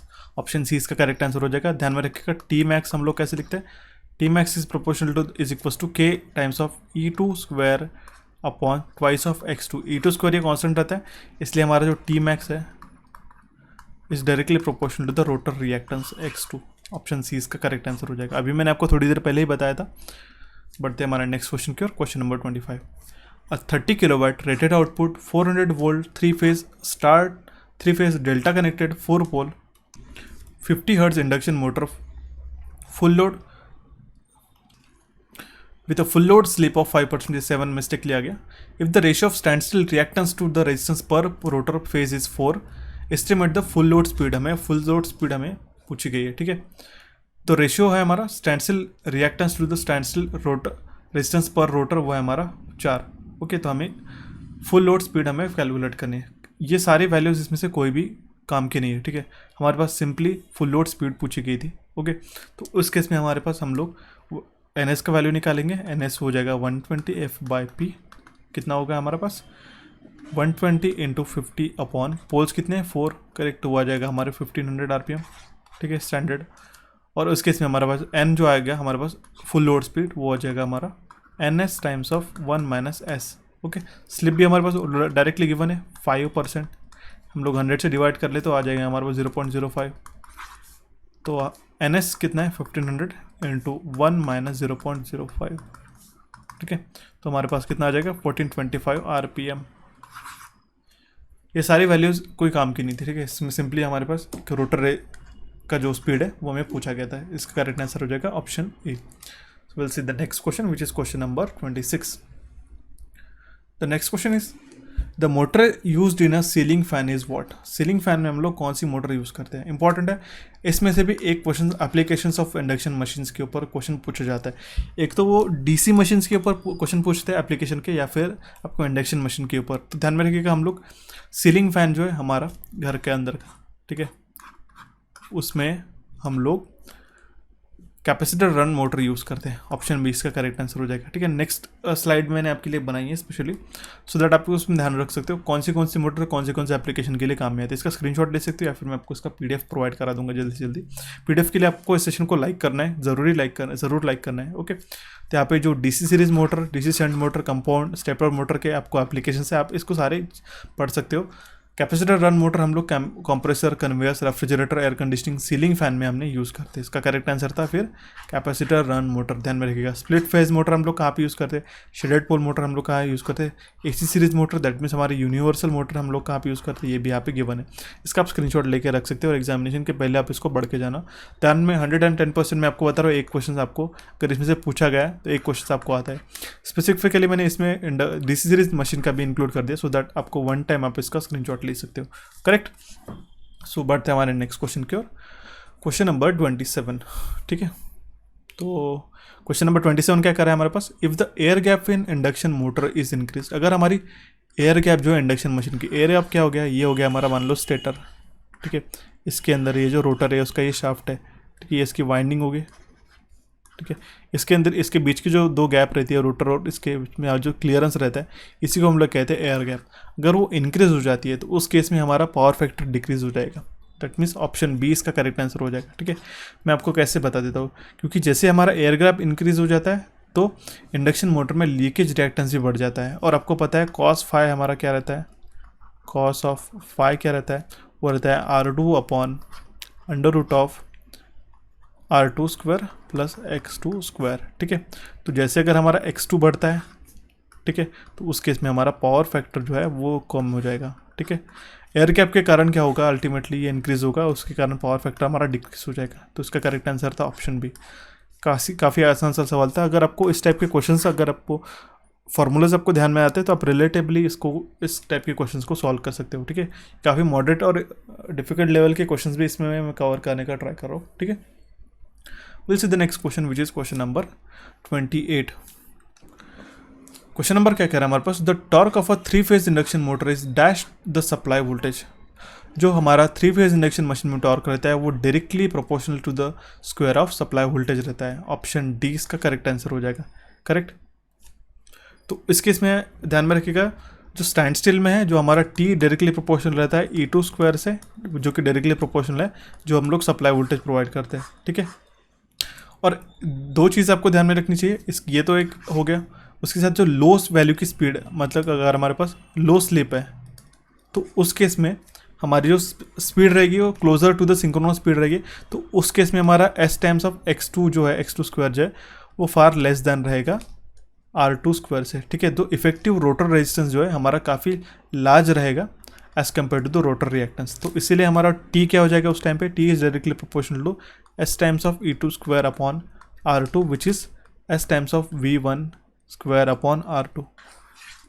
करेक्ट। और इस केस में हमारा जो टॉर्क रहेगा वो रहेगा डायरेक्टली प्रोपोर्शनल टू स्लिप्स, ठीक है। But higher value of slip के लिए, ये तो हो गई हमारी स्लिप, लोअर वैल्यू के लिए ये रेस कर देता हूँ मैं, आपको हायर का भी यहाँ पे मेंशन कर देता हूँ, ओके। हायर वैल्यू के लिए जो हमारा S times of X2 square है ये काफ़ी ज़्यादा रहता है। दैट मीन्स हमारा जो इफेक्टिव रोटर रेजिस्टेंस है वो काफ़ी कम रहता है as compare to the rotor reactance, ठीक है। तो इस केस में जो है T डायरेक्टली प्रोपोर्शनल टू रहता है हमारा S times of E2 square R2 upon S times of X2 square, जो कि डायरेक्टली प्रोपोर्शनल है V1 square times of R2 upon S times of X2 square. तो इस केस में जो टॉर्क है हमारा, आप यहाँ पे देख सकते हो, वो इन्वर्सली प्रोपोर्शनल है 1/s से for a higher value of slips के लिए। ये 2-3 चीज़ें आपको ध्यान में रखनी चाहिए, ठीक है। तो उसका करेक्ट आंसर हो जाएगा option D. The torque of a three phase induction motion is directly proportional to the supply voltage, square of a supply voltage, okay. So बढ़ते हैं नेक्स्ट क्वेश्चन की ओर, which is question number 29। Magnetising current of a induction machine is much larger than the 2 winding transformer of the same rating because. जो हमारा magnetising current रहता है induction machine में वो काफ़ी ज़्यादा रहता है as compare to the 2 winding transformer का सेम रेटिंग का। क्योंकि आपको पता है इंडक्शन मशीन क्या है, ये एक अल्टीमेटली एक ट्रांसफार्मर है जिसमें शॉर्ट सर्किटेड सेकेंडरी है अल्टीमेटली, ठीक है। इंडक्शन मशीन में हमारा क्या रहता है? 2 वाइंडिंग्स रहती है, ठीक है, मैग्नेटिकली कपल्ड रहती है। इसमें एयर रहता है अपने इंडक्शन मशीन में, इसको शॉर्ट सर्किट कर दिया तो अल्टीमेटली हमारा ये इंडक्शन मशीन बन जाता है, ठीक है, इक्विवेलेंट बता रहा हूँ, ठीक है। तो उस केस में अगर हमारा मैग्नेटाइजिंग करंट जो है वो क्यों ज़्यादा रहता है? क्योंकि रहता है हमारे पास यहाँ पे एयर गैप प्रेजेंस रहता है, ठीक है। क्योंकि जो हमारा मैग्नेटाइजिंग करंट किस पे डिपेंड करता है? हमारा जिससे हमारे मैग्नेटिक फ्लक्सेस फ्लो हो रहा है। ट्रांसफार्मर के अंदर हम लोग क्या करते हैं, कोर रहता है, इसके अंदर से हमारा फ्लक्सेस फ्लो होता है, लीस्ट रेजिस्टेंस पाथ हमारे पास मिलता है। बट इस केस में हमारे पास स्टेटर लग रहता है, रोटर, जो स्टेटर टू रोटर यहाँ पे जो मैग्नेटिक फ्लक्स लिंक होते हैं वो होते हैं वाया एयर, ठीक है, और यहाँ पे रहता है कोर रहता है, आयन कोर रहता है, ठीक है। तो इसका जो रिलेक्टेंस है वो काफ़ी कम है as compare to the air, इसीलिए हमारा जो मैग्नेटाइजिंग करंट है इंडक्शन मशीन का वो ज़्यादा रहता है, ठीक है, due to the presence of air gap के कारण ही हमारा प्रेजेंस ज़्यादा रहता है। ओके, और नो लोड के कारण, अगर नो लोड की कंडीशन है तो हमारा जो इंडक्शन मशीन में करंट रहता है वो रहता है 30% to 60%, ये भी बात आपको ध्यान में रखनी चाहिए, ठीक है।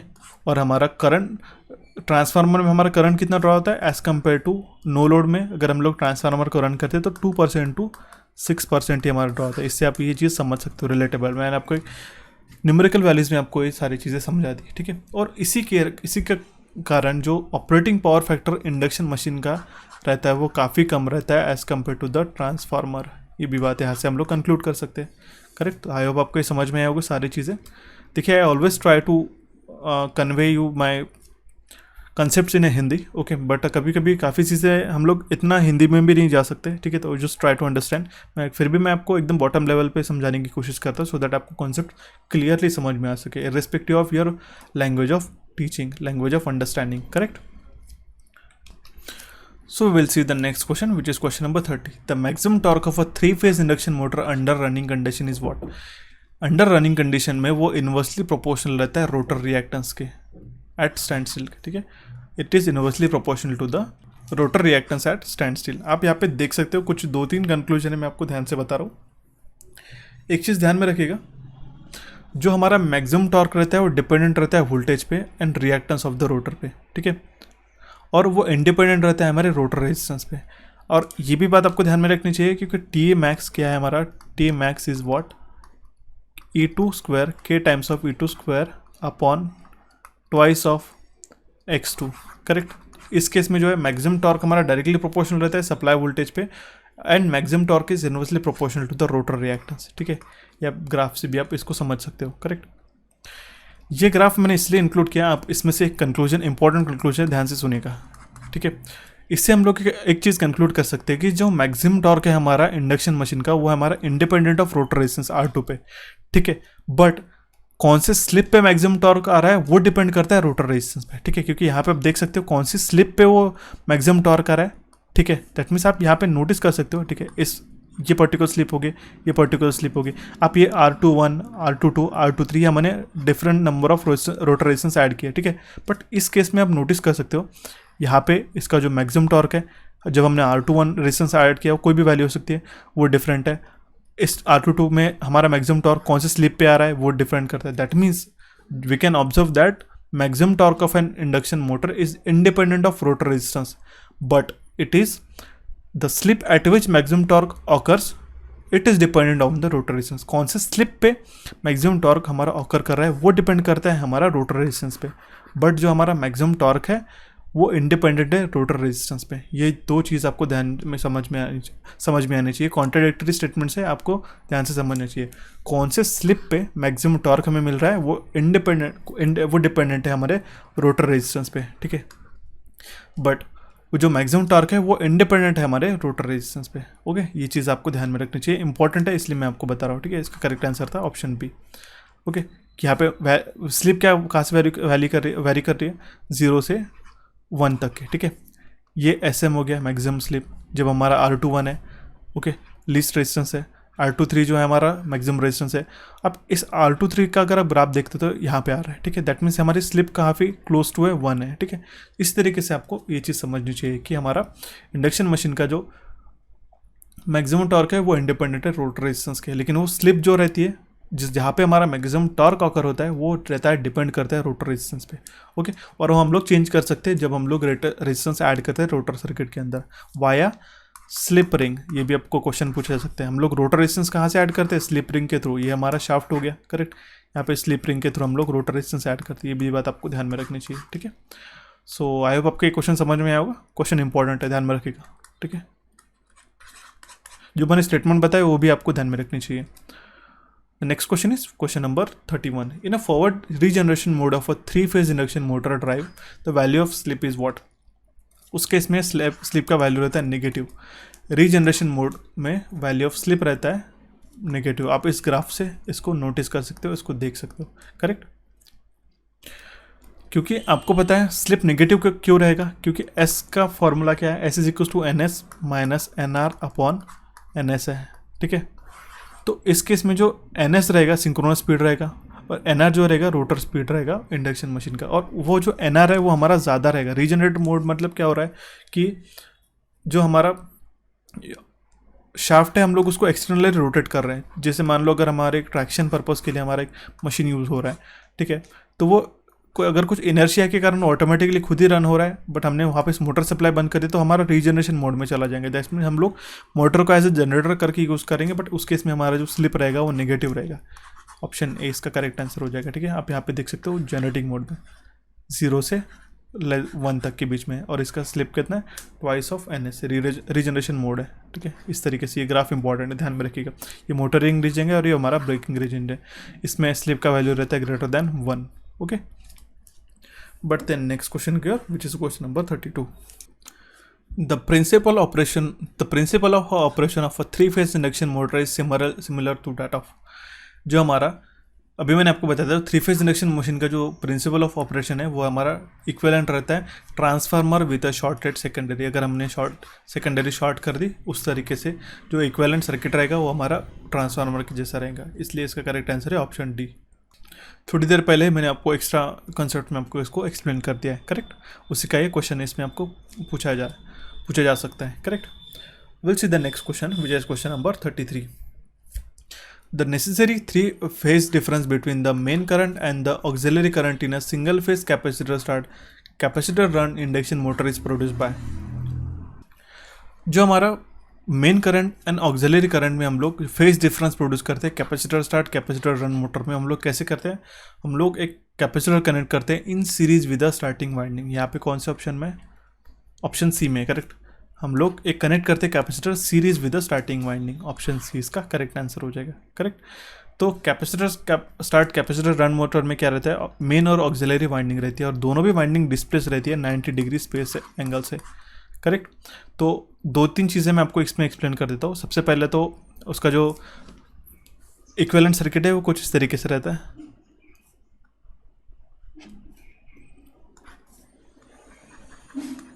ये हो गया हमारी ऑक्सिलरी वाइंडिंग. करेक्ट. ये हो गया हमारा रनिंग कैपेसिटर. आपको उसमें 2 वैल्यूज़ भी बता देता हूँ क्योंकि ये भी कोई एग्जामिनेशन में पूछा जाता है.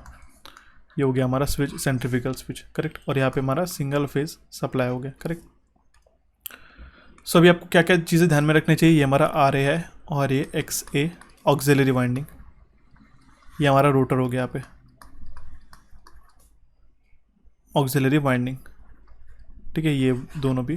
और ये हो गया हमारी मेन वाइंडिंग जिसको हम लोग लिखेंगे आर एम रेजिस्टेंस और इसका रिएक्टेंस इंडक्टेंस हुआ है एक्स एम. करेक्ट. ये हो गया हमारा रनिंग कैपेसिटर और ये हो गया हमारा स्टार्टिंग कैपेसिटर सी एस का. ठीक है. तो इस केस में हमारे पास 2-3 चीज़ें इसमें ध्यान में रखने लायक है कि इनिशियली जो सी एस है हमारा स्टार्टिंग कैपेसिटर वो हमारा शॉर्ट टाइम रेटेड के लिए रहता है. इसका जो रेटिंग है यह होता है हमारा शॉर्ट टाइम रेटिंग, और ये रहता है हमारा इलेक्ट्रोलाइटिक. ये भी एग्जामिनेशन में पूछा जाता है. ये हमारा जो स्टार्टिंग कैपेसिटर रहता है capacitor start capacitor run motor में, तो हमारा इलेक्ट्रोलाइटिक कैपेसिटर हम लोग उसमें यूज़ करते हैं. ठीक है. क्योंकि हमारा जो लार्ज नंबर ऑफ करंट हमें चाहिए रहता है स्टार्टिंग टॉर्क के लिए, इसलिए जो कैपेसिटर एक्स का वैल्यू है, ठीक है, वो हमारा लो रहना चाहिए स्टार्टिंग वाइंडिंग में. इसलिए जो एक्सेस रहता है हमारा वो रहता है 1/2 पाई एफ सी एस. ठीक है. तो इसलिए हमारा जो सी एस का जो वैल्यू है वो हमारा हाई रहना चाहिए. ठीक है. आपको हाईलाइट करके बता रहा हूँ. ठीक है. दैट मीन्स स्टार्टिंग कैपेसिटर का वैल्यू है वो हमारा हाई रहना चाहिए, और हमारा जो रिएक्टेंस है वो दैट मीन्स ऑब्वियसली लो रहेगा इस केस में. ओके. और ये कैपेसिटर का जो वैल्यू है वो लार्ज रहेगा. ओके. और हमारा रेटेड करंट जो है हमारा कम रहता है. करेक्ट. दैट मीन्स हमारा जो रनिंग करंट जो बोलते हैं हम लोग उसको कम रहता है क्योंकि स्टार्टिंग करंट हमारा IST ज़्यादा रहता है देन द रनिंग करंट. ठीक है. तो रनिंग करंट लो है उस केस में हमारे पास क्या कंडीशन है, तो उस केस में हमारे पास लो करंट होने के कारण जो कैपेसिटिव रिएक्टेंस है वो हमारा ज़्यादा रहना चाहिए। दैट मीन्स हमारा जो XR है वो हमारा ज़्यादा रहना चाहिए। तो जो कैपेसिटर रहेगा देखिए 1/2 पाई FCR जो है, तो CR का जो वैल्यू है ये हमारा रनिंग कैपेसिटर है हमारा स्मॉल रहना चाहिए। ठीक है, CR का जो है स्मॉल रहना चाहिए। ठीक है, और ये हाई रहना चाहिए, लार्जर। ठीक है, और इस केस में रनिंग कैपेसिटर जो है, ये जो रनिंग कैपेसिटर डायरेक्टली कनेक्टेड रहता है वो हमारा ऑयल फील्ड पेपर का हम लोग इसमें रनिंग कैपेसिटर यूज़ करते हैं। ये चीज़ें आपको ध्यान में रखनी चाहिए। एग्जामिनेशन में यही चीज़ें पूछी जाती है आपको मोस्ट ऑफ द टाइम, इसलिए मैं आपको बता रहा हूँ ये सारी चीज़ें आपको इंपॉर्टेंट है, ध्यान में रखनी चाहिए। करेक्ट, इसको मैं लगे तो इरेज करके आपको एक बार फिर से बता देता हूँ। जो स्टार्टिंग कैपेसिटर और रनिंग कैपेसिटर है उसका जो वैल्यू है, ओके, उसका जो वैल्यू है स्टार्टिंग कैपेसिटर, ये स्टार्टिंग है, CS चाहिए था यहाँ पे, CS और CR। करेक्ट, तो रनिंग कैपेसिटर इसका जो शॉर्ट टाइम के लिए रेटिंग रहता है उसका जो वैल्यू रहता है ये बेसिकली हाई रहता है रनिंग कैपेसिटर का, और ये लो रहता है। ठीक है, ऐसा आप लिख सकते हो। और जो स्टार्टिंग कैपेसिटर हम लोग यूज़ करते हैं वो होता है इलेक्ट्रोलाइटिक का, और हम लोग जो रनिंग कैपेसिटर है वो रहता है हमारा ऑयल फील्ड। ये एग्जामिनेशन में पूछा जा सकता है काफ़ी, स्पेसिफिकली SSC के टाइप में, SSC JEE के एग्जामिनेशन में ऐसे टाइप के क्वेश्चंस पूछे जाते हैं। ऑयल फील्ड पेपर कैपेसिटर, ठीक है, ये रहता है रनिंग कैपेसिटर, और ये स्टार्टिंग कैपेसिटर जिसका वैल्यू हाई रहता है और इसका वैल्यू रहता है लो। ध्यान में रखिएगा, ऑप्शन C इसका करेक्ट आंसर था। बढ़ते हैं हमारे नेक्स्ट क्वेश्चन की ओर, which is question number 34। Question number 34 हमारे पास क्या कह रहा है, a shaded pole motor is basically a dash motor. Shaded pole motor हमारी कौन सी मोटर है, वो हमारी है single phase induction motor. Okay, option A इसका करेक्ट आंसर हो जाएगा। यहाँ पे शेडेड पोल मोटर का आप स्कीमेटिक देख सकते हो। हमारे पास सबसे पहले तो सिंगल फेज इंडक्शन मशीन को रन करने के लिए दो वाइंडिंग्स की, दो फील्ड की ज़रूरत रहती है। दो फील्ड हम लोग कैसे प्रोड्यूस करते हैं, एक तो हम लोग कैपेसिटर उसमें एक फेज डिफरेंस ला सकते हैं 90 डिग्री स्प्लिट अप करके। ठीक है, स्टार्टिंग कैपेसिटर और रनिंग कैपेसिटर में दो स्प्लिट अप करके मेन वाइंडिंग और ऑक्सिलरी वाइंडिंग ला के दो हम लोग कर सकते हैं। या फिर शेडेड पोल मोटर का जो स्ट्रक्चर रहता है वो हम लोग यूज़ करते हैं दो टाइप की वाइंडिंग प्रोड्यूस करने के लिए। इसमें क्या रहेगा, शेडिंग बैंड रहेगा। ठीक है, इसके से यहाँ पे, इसलिए हमको एक पर्टिकुलर एक थोड़ी सी इसमें फाइनाइट अमाउंट ऑफ टॉर्क रहता है। सेलेंट पोल का हम लोग शेडिंग बैंड से हम लोग दो टाइप की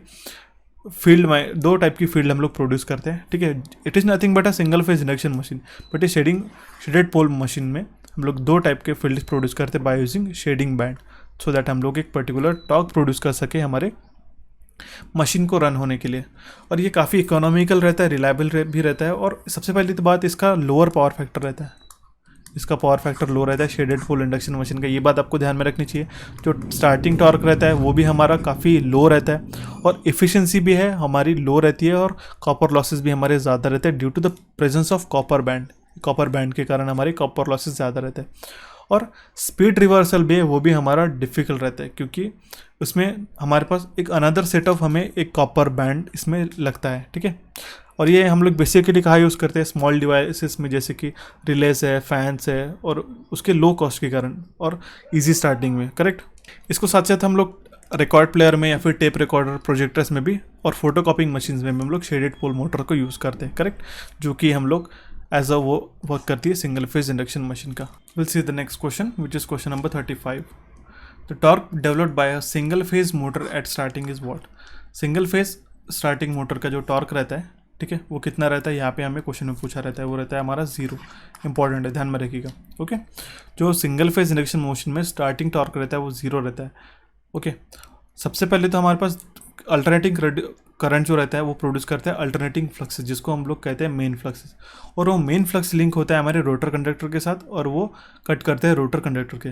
जैसे वो रोटर कंडक्टर जो हमारा है कट करते हैं रोटर उस फ्लक्सेस को, उसके कारण उसमें से करंट फ्लो होना शुरू होता है, और उसी के कारण रोटर करंट के कारण उसका खुद का फ्लक्सेस प्रोड्यूस करते हैं, जिसको हम लोग कहते हैं रोटर फ्लक्स। ओके, और दो हमारे पास फ्लक्सेस रहते हैं, मेन फ्लक्सेस और रोटर फ्लक्स। उसके कारण दोनों भी फ्लक्सेस प्रोड्यूस करते हैं एक टॉर्क, जो कि हमें मोटर को चलाने के लिए, रोटर को रोटेट करने के लिए काम में आते हैं। ठीक है, और डबल फील्ड रिवॉल्विंग थ्योरी के कारण कोई भी हमारी अल्टरनेटिंग क्वांटिटी अगर हम लोग दो कंपोनेंट में रिजॉल्व करते थे, जैसे ईच का मैग्नीट्यूड रहता है 5/2 और 5/2 equals to half of this तो उस केस में जो हमारा डायरेक्शन है वो अपोजिट टू वन अदर रहता है। तो इस केस में जो सिंगल फेज इंडक्शन मशीन में स्टार्टिंग में फॉरवर्ड और बैकवर्ड डायरेक्शन में दोनों भी डायरेक्शन में रोटेट होती है, और जो कम फ्लक्सेस है वो दोनों भी डायरेक्शन में रोटेट होते हैं। उसी के कारण एग्जैक्टली अपोजिट होने के कारण हमारे पास जो नेट टॉर्क रहता है जीरो रहता है। ये बात आपको ध्यान में रखनी चाहिए। इसी को हम लोग ओवरकम करने के लिए हमारे पास ऑक्सिलरी वाइंडिंग हम लोग प्रोड्यूस करते बाय यूजिंग ऑक्सिलरी वाइंडिंग। ठीक है, ऑक्सिलरी फील्ड हम लोग प्रोड्यूस करते by using auxiliary field. Correct, तो इसका करेक्ट आंसर था ऑप्शन डी। बढ़ते हैं हमारे नेक्स्ट क्वेश्चन की ओर, which is question number 36। Among the following type of single phase induction motor, which one has a highest power factor at a full load? इसमें से कौन सा मोटर का हाईएस्ट पावर फैक्टर रहता है? तो वो रहता है हमारा कैपेसिटर रन टाइप मोटर का। ठीक है, उसका हाईएस्ट पावर फैक्टर रहता है। यहाँ पे मैंने आपके लिए कुछ मेंशन किया। हिस्टेरेसिस मोटर का लोअर पावर फैक्टर रहता है, लो स्टार्टिंग टॉर्क है। कैपेसिटर स्टार्ट मोटर का highest starting torque and lower power factor है। कैपेसिटर रन मोटर का लो स्टार्टिंग टॉर्क है बट इसका पावर फैक्टर हाई है। और यूनिवर्सल मोटर का high speed high starting torque, और वो ऑपरेट करती है दोनों भी डीसी एंड एसी पावर पे। ये ध्यान में रखिएगा, इंपॉर्टेंट है। इसमें से भी आपको एक क्वेश्चन पूछा जाता है। ये क्वेश्चन तो डेफिनेटली एग्जामिनेशन में पूछा ही जाता है। ठीक है, हाईएस्ट पावर फैक्टर कौन सा है? तो वो कैपेसिटर रन टाइप का है, ध्यान में रखिएगा। Will see the next question which is question number 37। Which one of the following motor can reverse its direction of rotation by simply reversing the supply connection? इसमें से कौन सी मोटर हमारी रिवर्स रोटेट हो सकती है जस्ट अगर हमने उसके सप्लाई कनेक्शन रिवर्स कर दिया? ठीक है, तो इसमें से कोई भी मोटर ऐसा काम नहीं करेगी। ठीक है, क्योंकि इसके पर्टिकुलर एक रिवर्सल की मेथडोलॉजी है। इसका करेक्ट आंसर हो जाएगा ऑप्शन डी। ध्यान में रखिएगा, स्प्लिट फेज मोटर में है।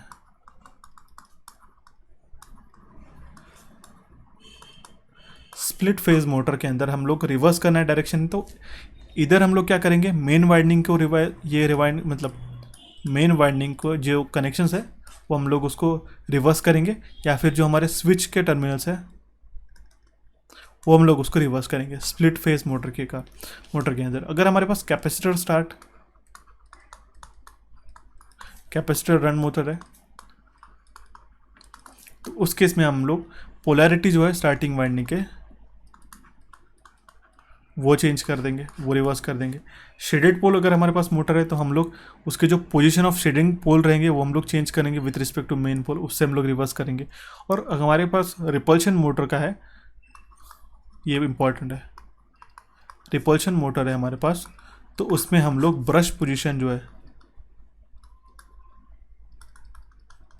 उसको चेंज करके इसका जो रोटेशन है वो हम लोग चेंज कर पाएंगे। इंपॉर्टेंट है ये रिपल्शन मोटर भी। ठीक है, इस केस में। ठीक है, चारों चीज़ मैंने आपको बता दी, तो इसका करेक्ट आंसर था ऑप्शन डी। ध्यान में रखिएगा, डीसी मोटर में भी एक इसका कंडीशन है, इस टाइप के आपको क्वेश्चन एग्जामिनेशन पर देखने को मिलते हैं। देखते हैं हमारा नेक्स्ट क्वेश्चन। ये भी इंपॉर्टेंट क्वेश्चन है, इसका कंसेप्ट मैंने अभी आपको थोड़ी देर पहले बताया था। ठीक है, अभी हम लोग यहाँ पे इसको अप्लाई करते हैं। The rotor power output of a three phase induction motor is 15 kilowatt and the corresponding slip is 4%। The rotor copper losses will be watt? हमारे पास रोटर पावर आउटपुट है 15 किलोवाट का और स्लिप है हमारे पास 4% की। तो रोटर पावर कॉपर लॉसेस कितना है ये मैंने अभी आपको थोड़ी देर पहले बताया था। आपको एक फॉर्मूला ध्यान में रखना चाहिए, पी आई, इसको इरेज कर देता हूँ 1 second. P I raise to P C U raise to P M, इसका क्या रेशो है? 1:S:1 - correct. तो हमारे पास क्या क्या वैल्यू गिवन है? रोटर पावर आउटपुट गिवन है हमारे पास, करेक्ट। तो दैट मीन्स हमारे पास एक रेशियो क्या बनेगा इसका, PCU/PM। रोटर आउटपुट हमारे पास गिवन है ना, और हमारे पास क्या है, कॉपर लॉसेस निकालने थे। दैट मीन्स ये वैल्यू निकालनी है, ये वैल्यू हमारे पास गिवन है।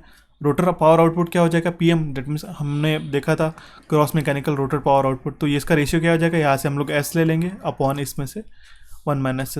स्लिप का वैल्यू कितना है हमारे पास, 4% है। 4% को हमने फ्रैक्शन में कन्वर्ट किया, 0.04 आया वैल्यू। PM का वैल्यू ऑलरेडी गिवन है, तो PM लोग यहाँ से मल्टीप्लाई कर लेंगे। दैट मीन्स 15 किलोवाट इंटू 10⁻³ से हम लोग मल्टीप्लाई करते हैं, तो S का वैल्यू कितना आ जाएगा हमारे पास, 0.04 अपॉन 1 - 0.04। आप इसको सॉल्व कर लेते हो तो we will get 625 watt as the copper losses. Option A इसका करेक्ट आंसर हो जाएगा। इंपॉर्टेंट सा क्वेश्चन था ये। इस टाइप के आपको क्वेश्चन डुएबल रहते हैं, काफ़ी सिंपल से क्वेश्चन है, आपको ऐसे छोड़ के नहीं आना है।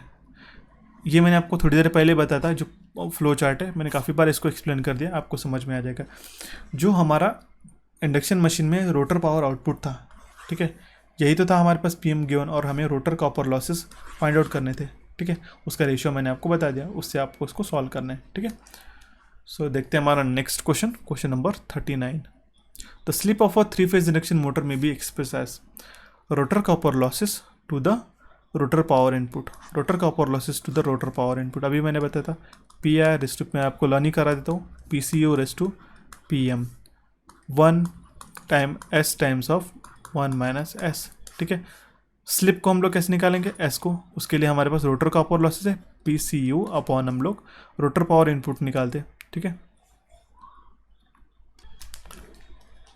रोटर पावर इनपुट, तो उसका फैक्टर आ जाएगा हमारे पास S, correct. Slip of a induction motor is express as in terms of rotor copper losses upon the rotor power input. Option C इसका करेक्ट आंसर है।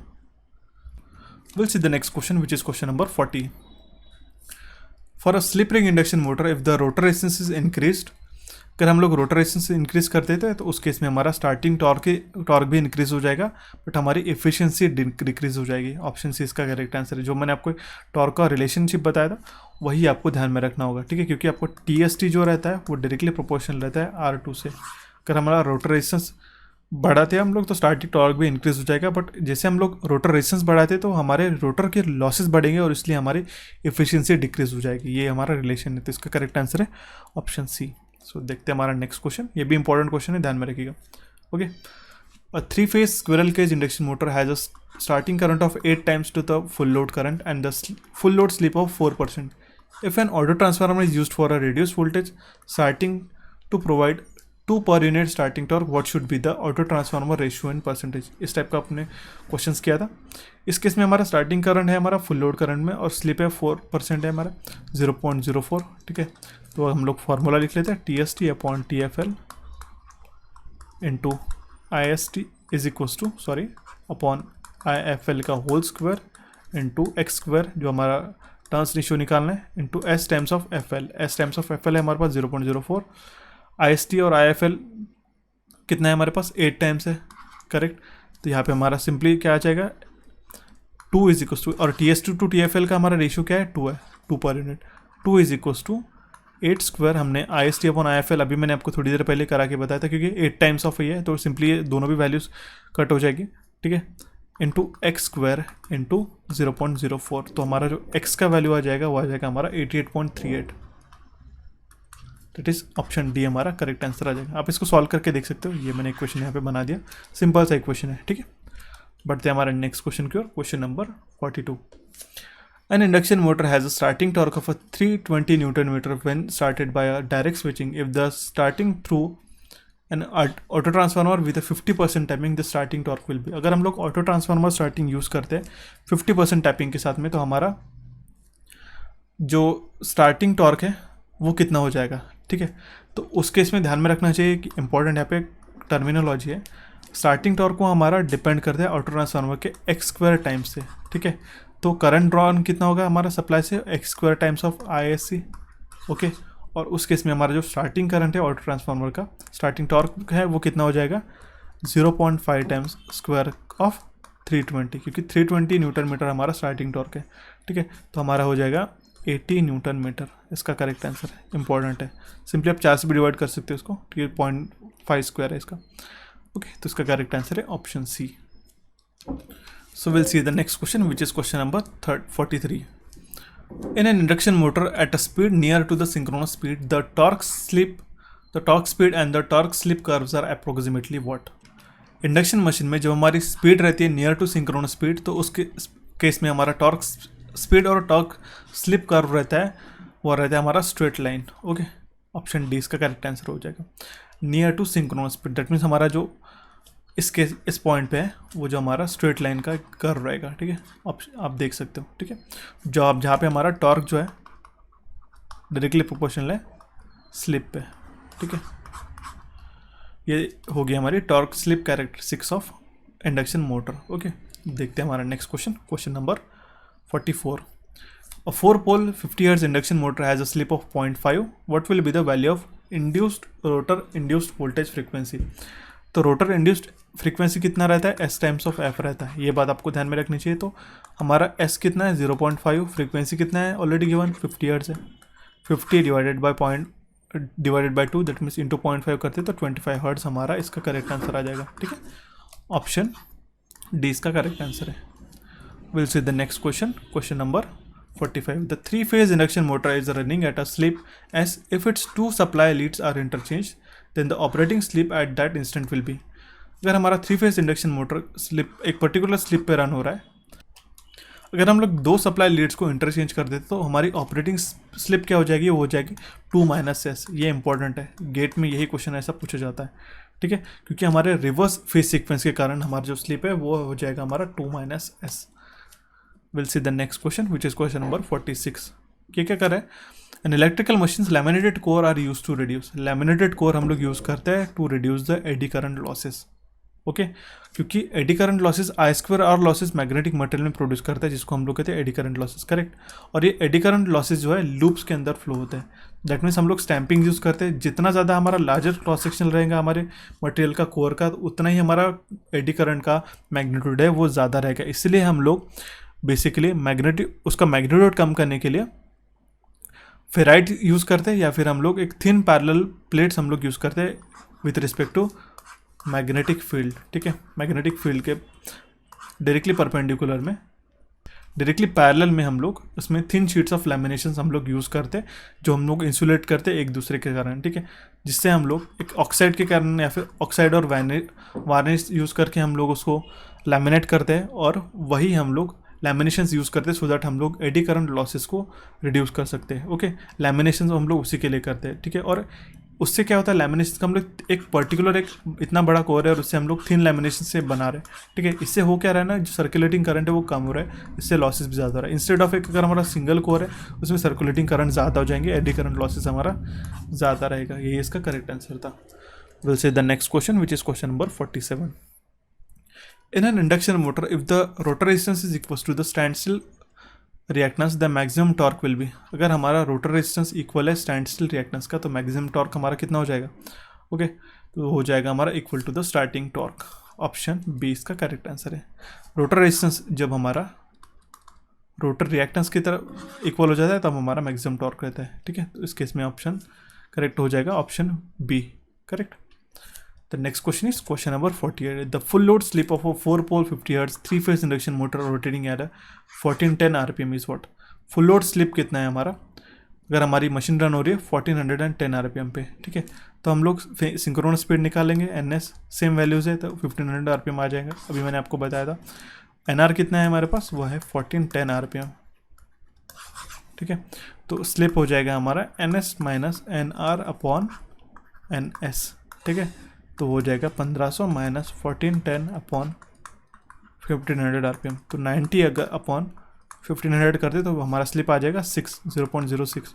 100 से मल्टीप्लाई करते तो हमारे पास आ जाएगा इसका वैल्यू 6% स्लिप है.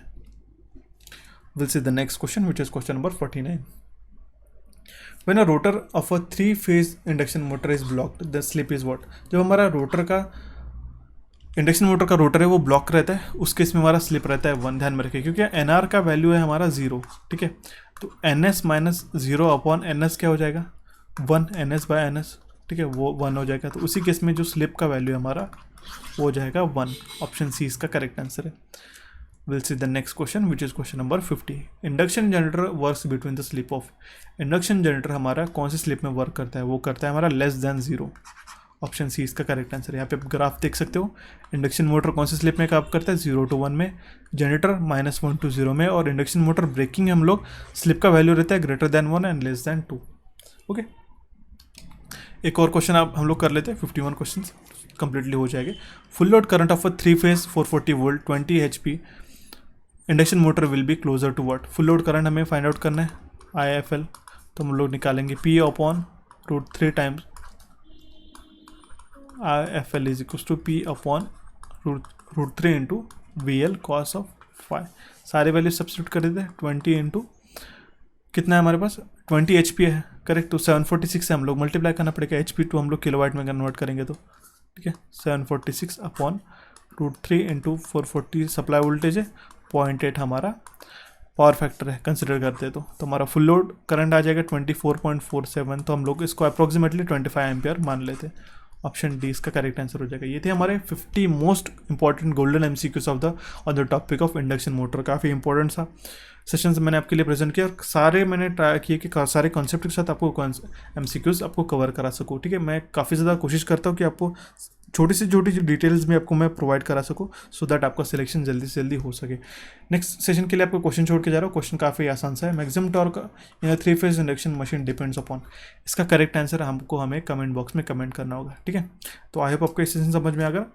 आपको हमारे नए चैनल कोचिफाई को आप यहाँ पे सब्सक्राइब करना है। हमारे टेलीग्राम चैनल कोचिफाई ऑफिशियल और इलेक्ट्रिकल इंजीनियरिंग एमसीक्यूज को यहाँ पे आप ज्वाइन करना है और इस सेशन को आपको आपके फ्रेंड के साथ ज़्यादा से ज़्यादा शेयर करना है। So friends, for the next time I will see you and have a nice day guys.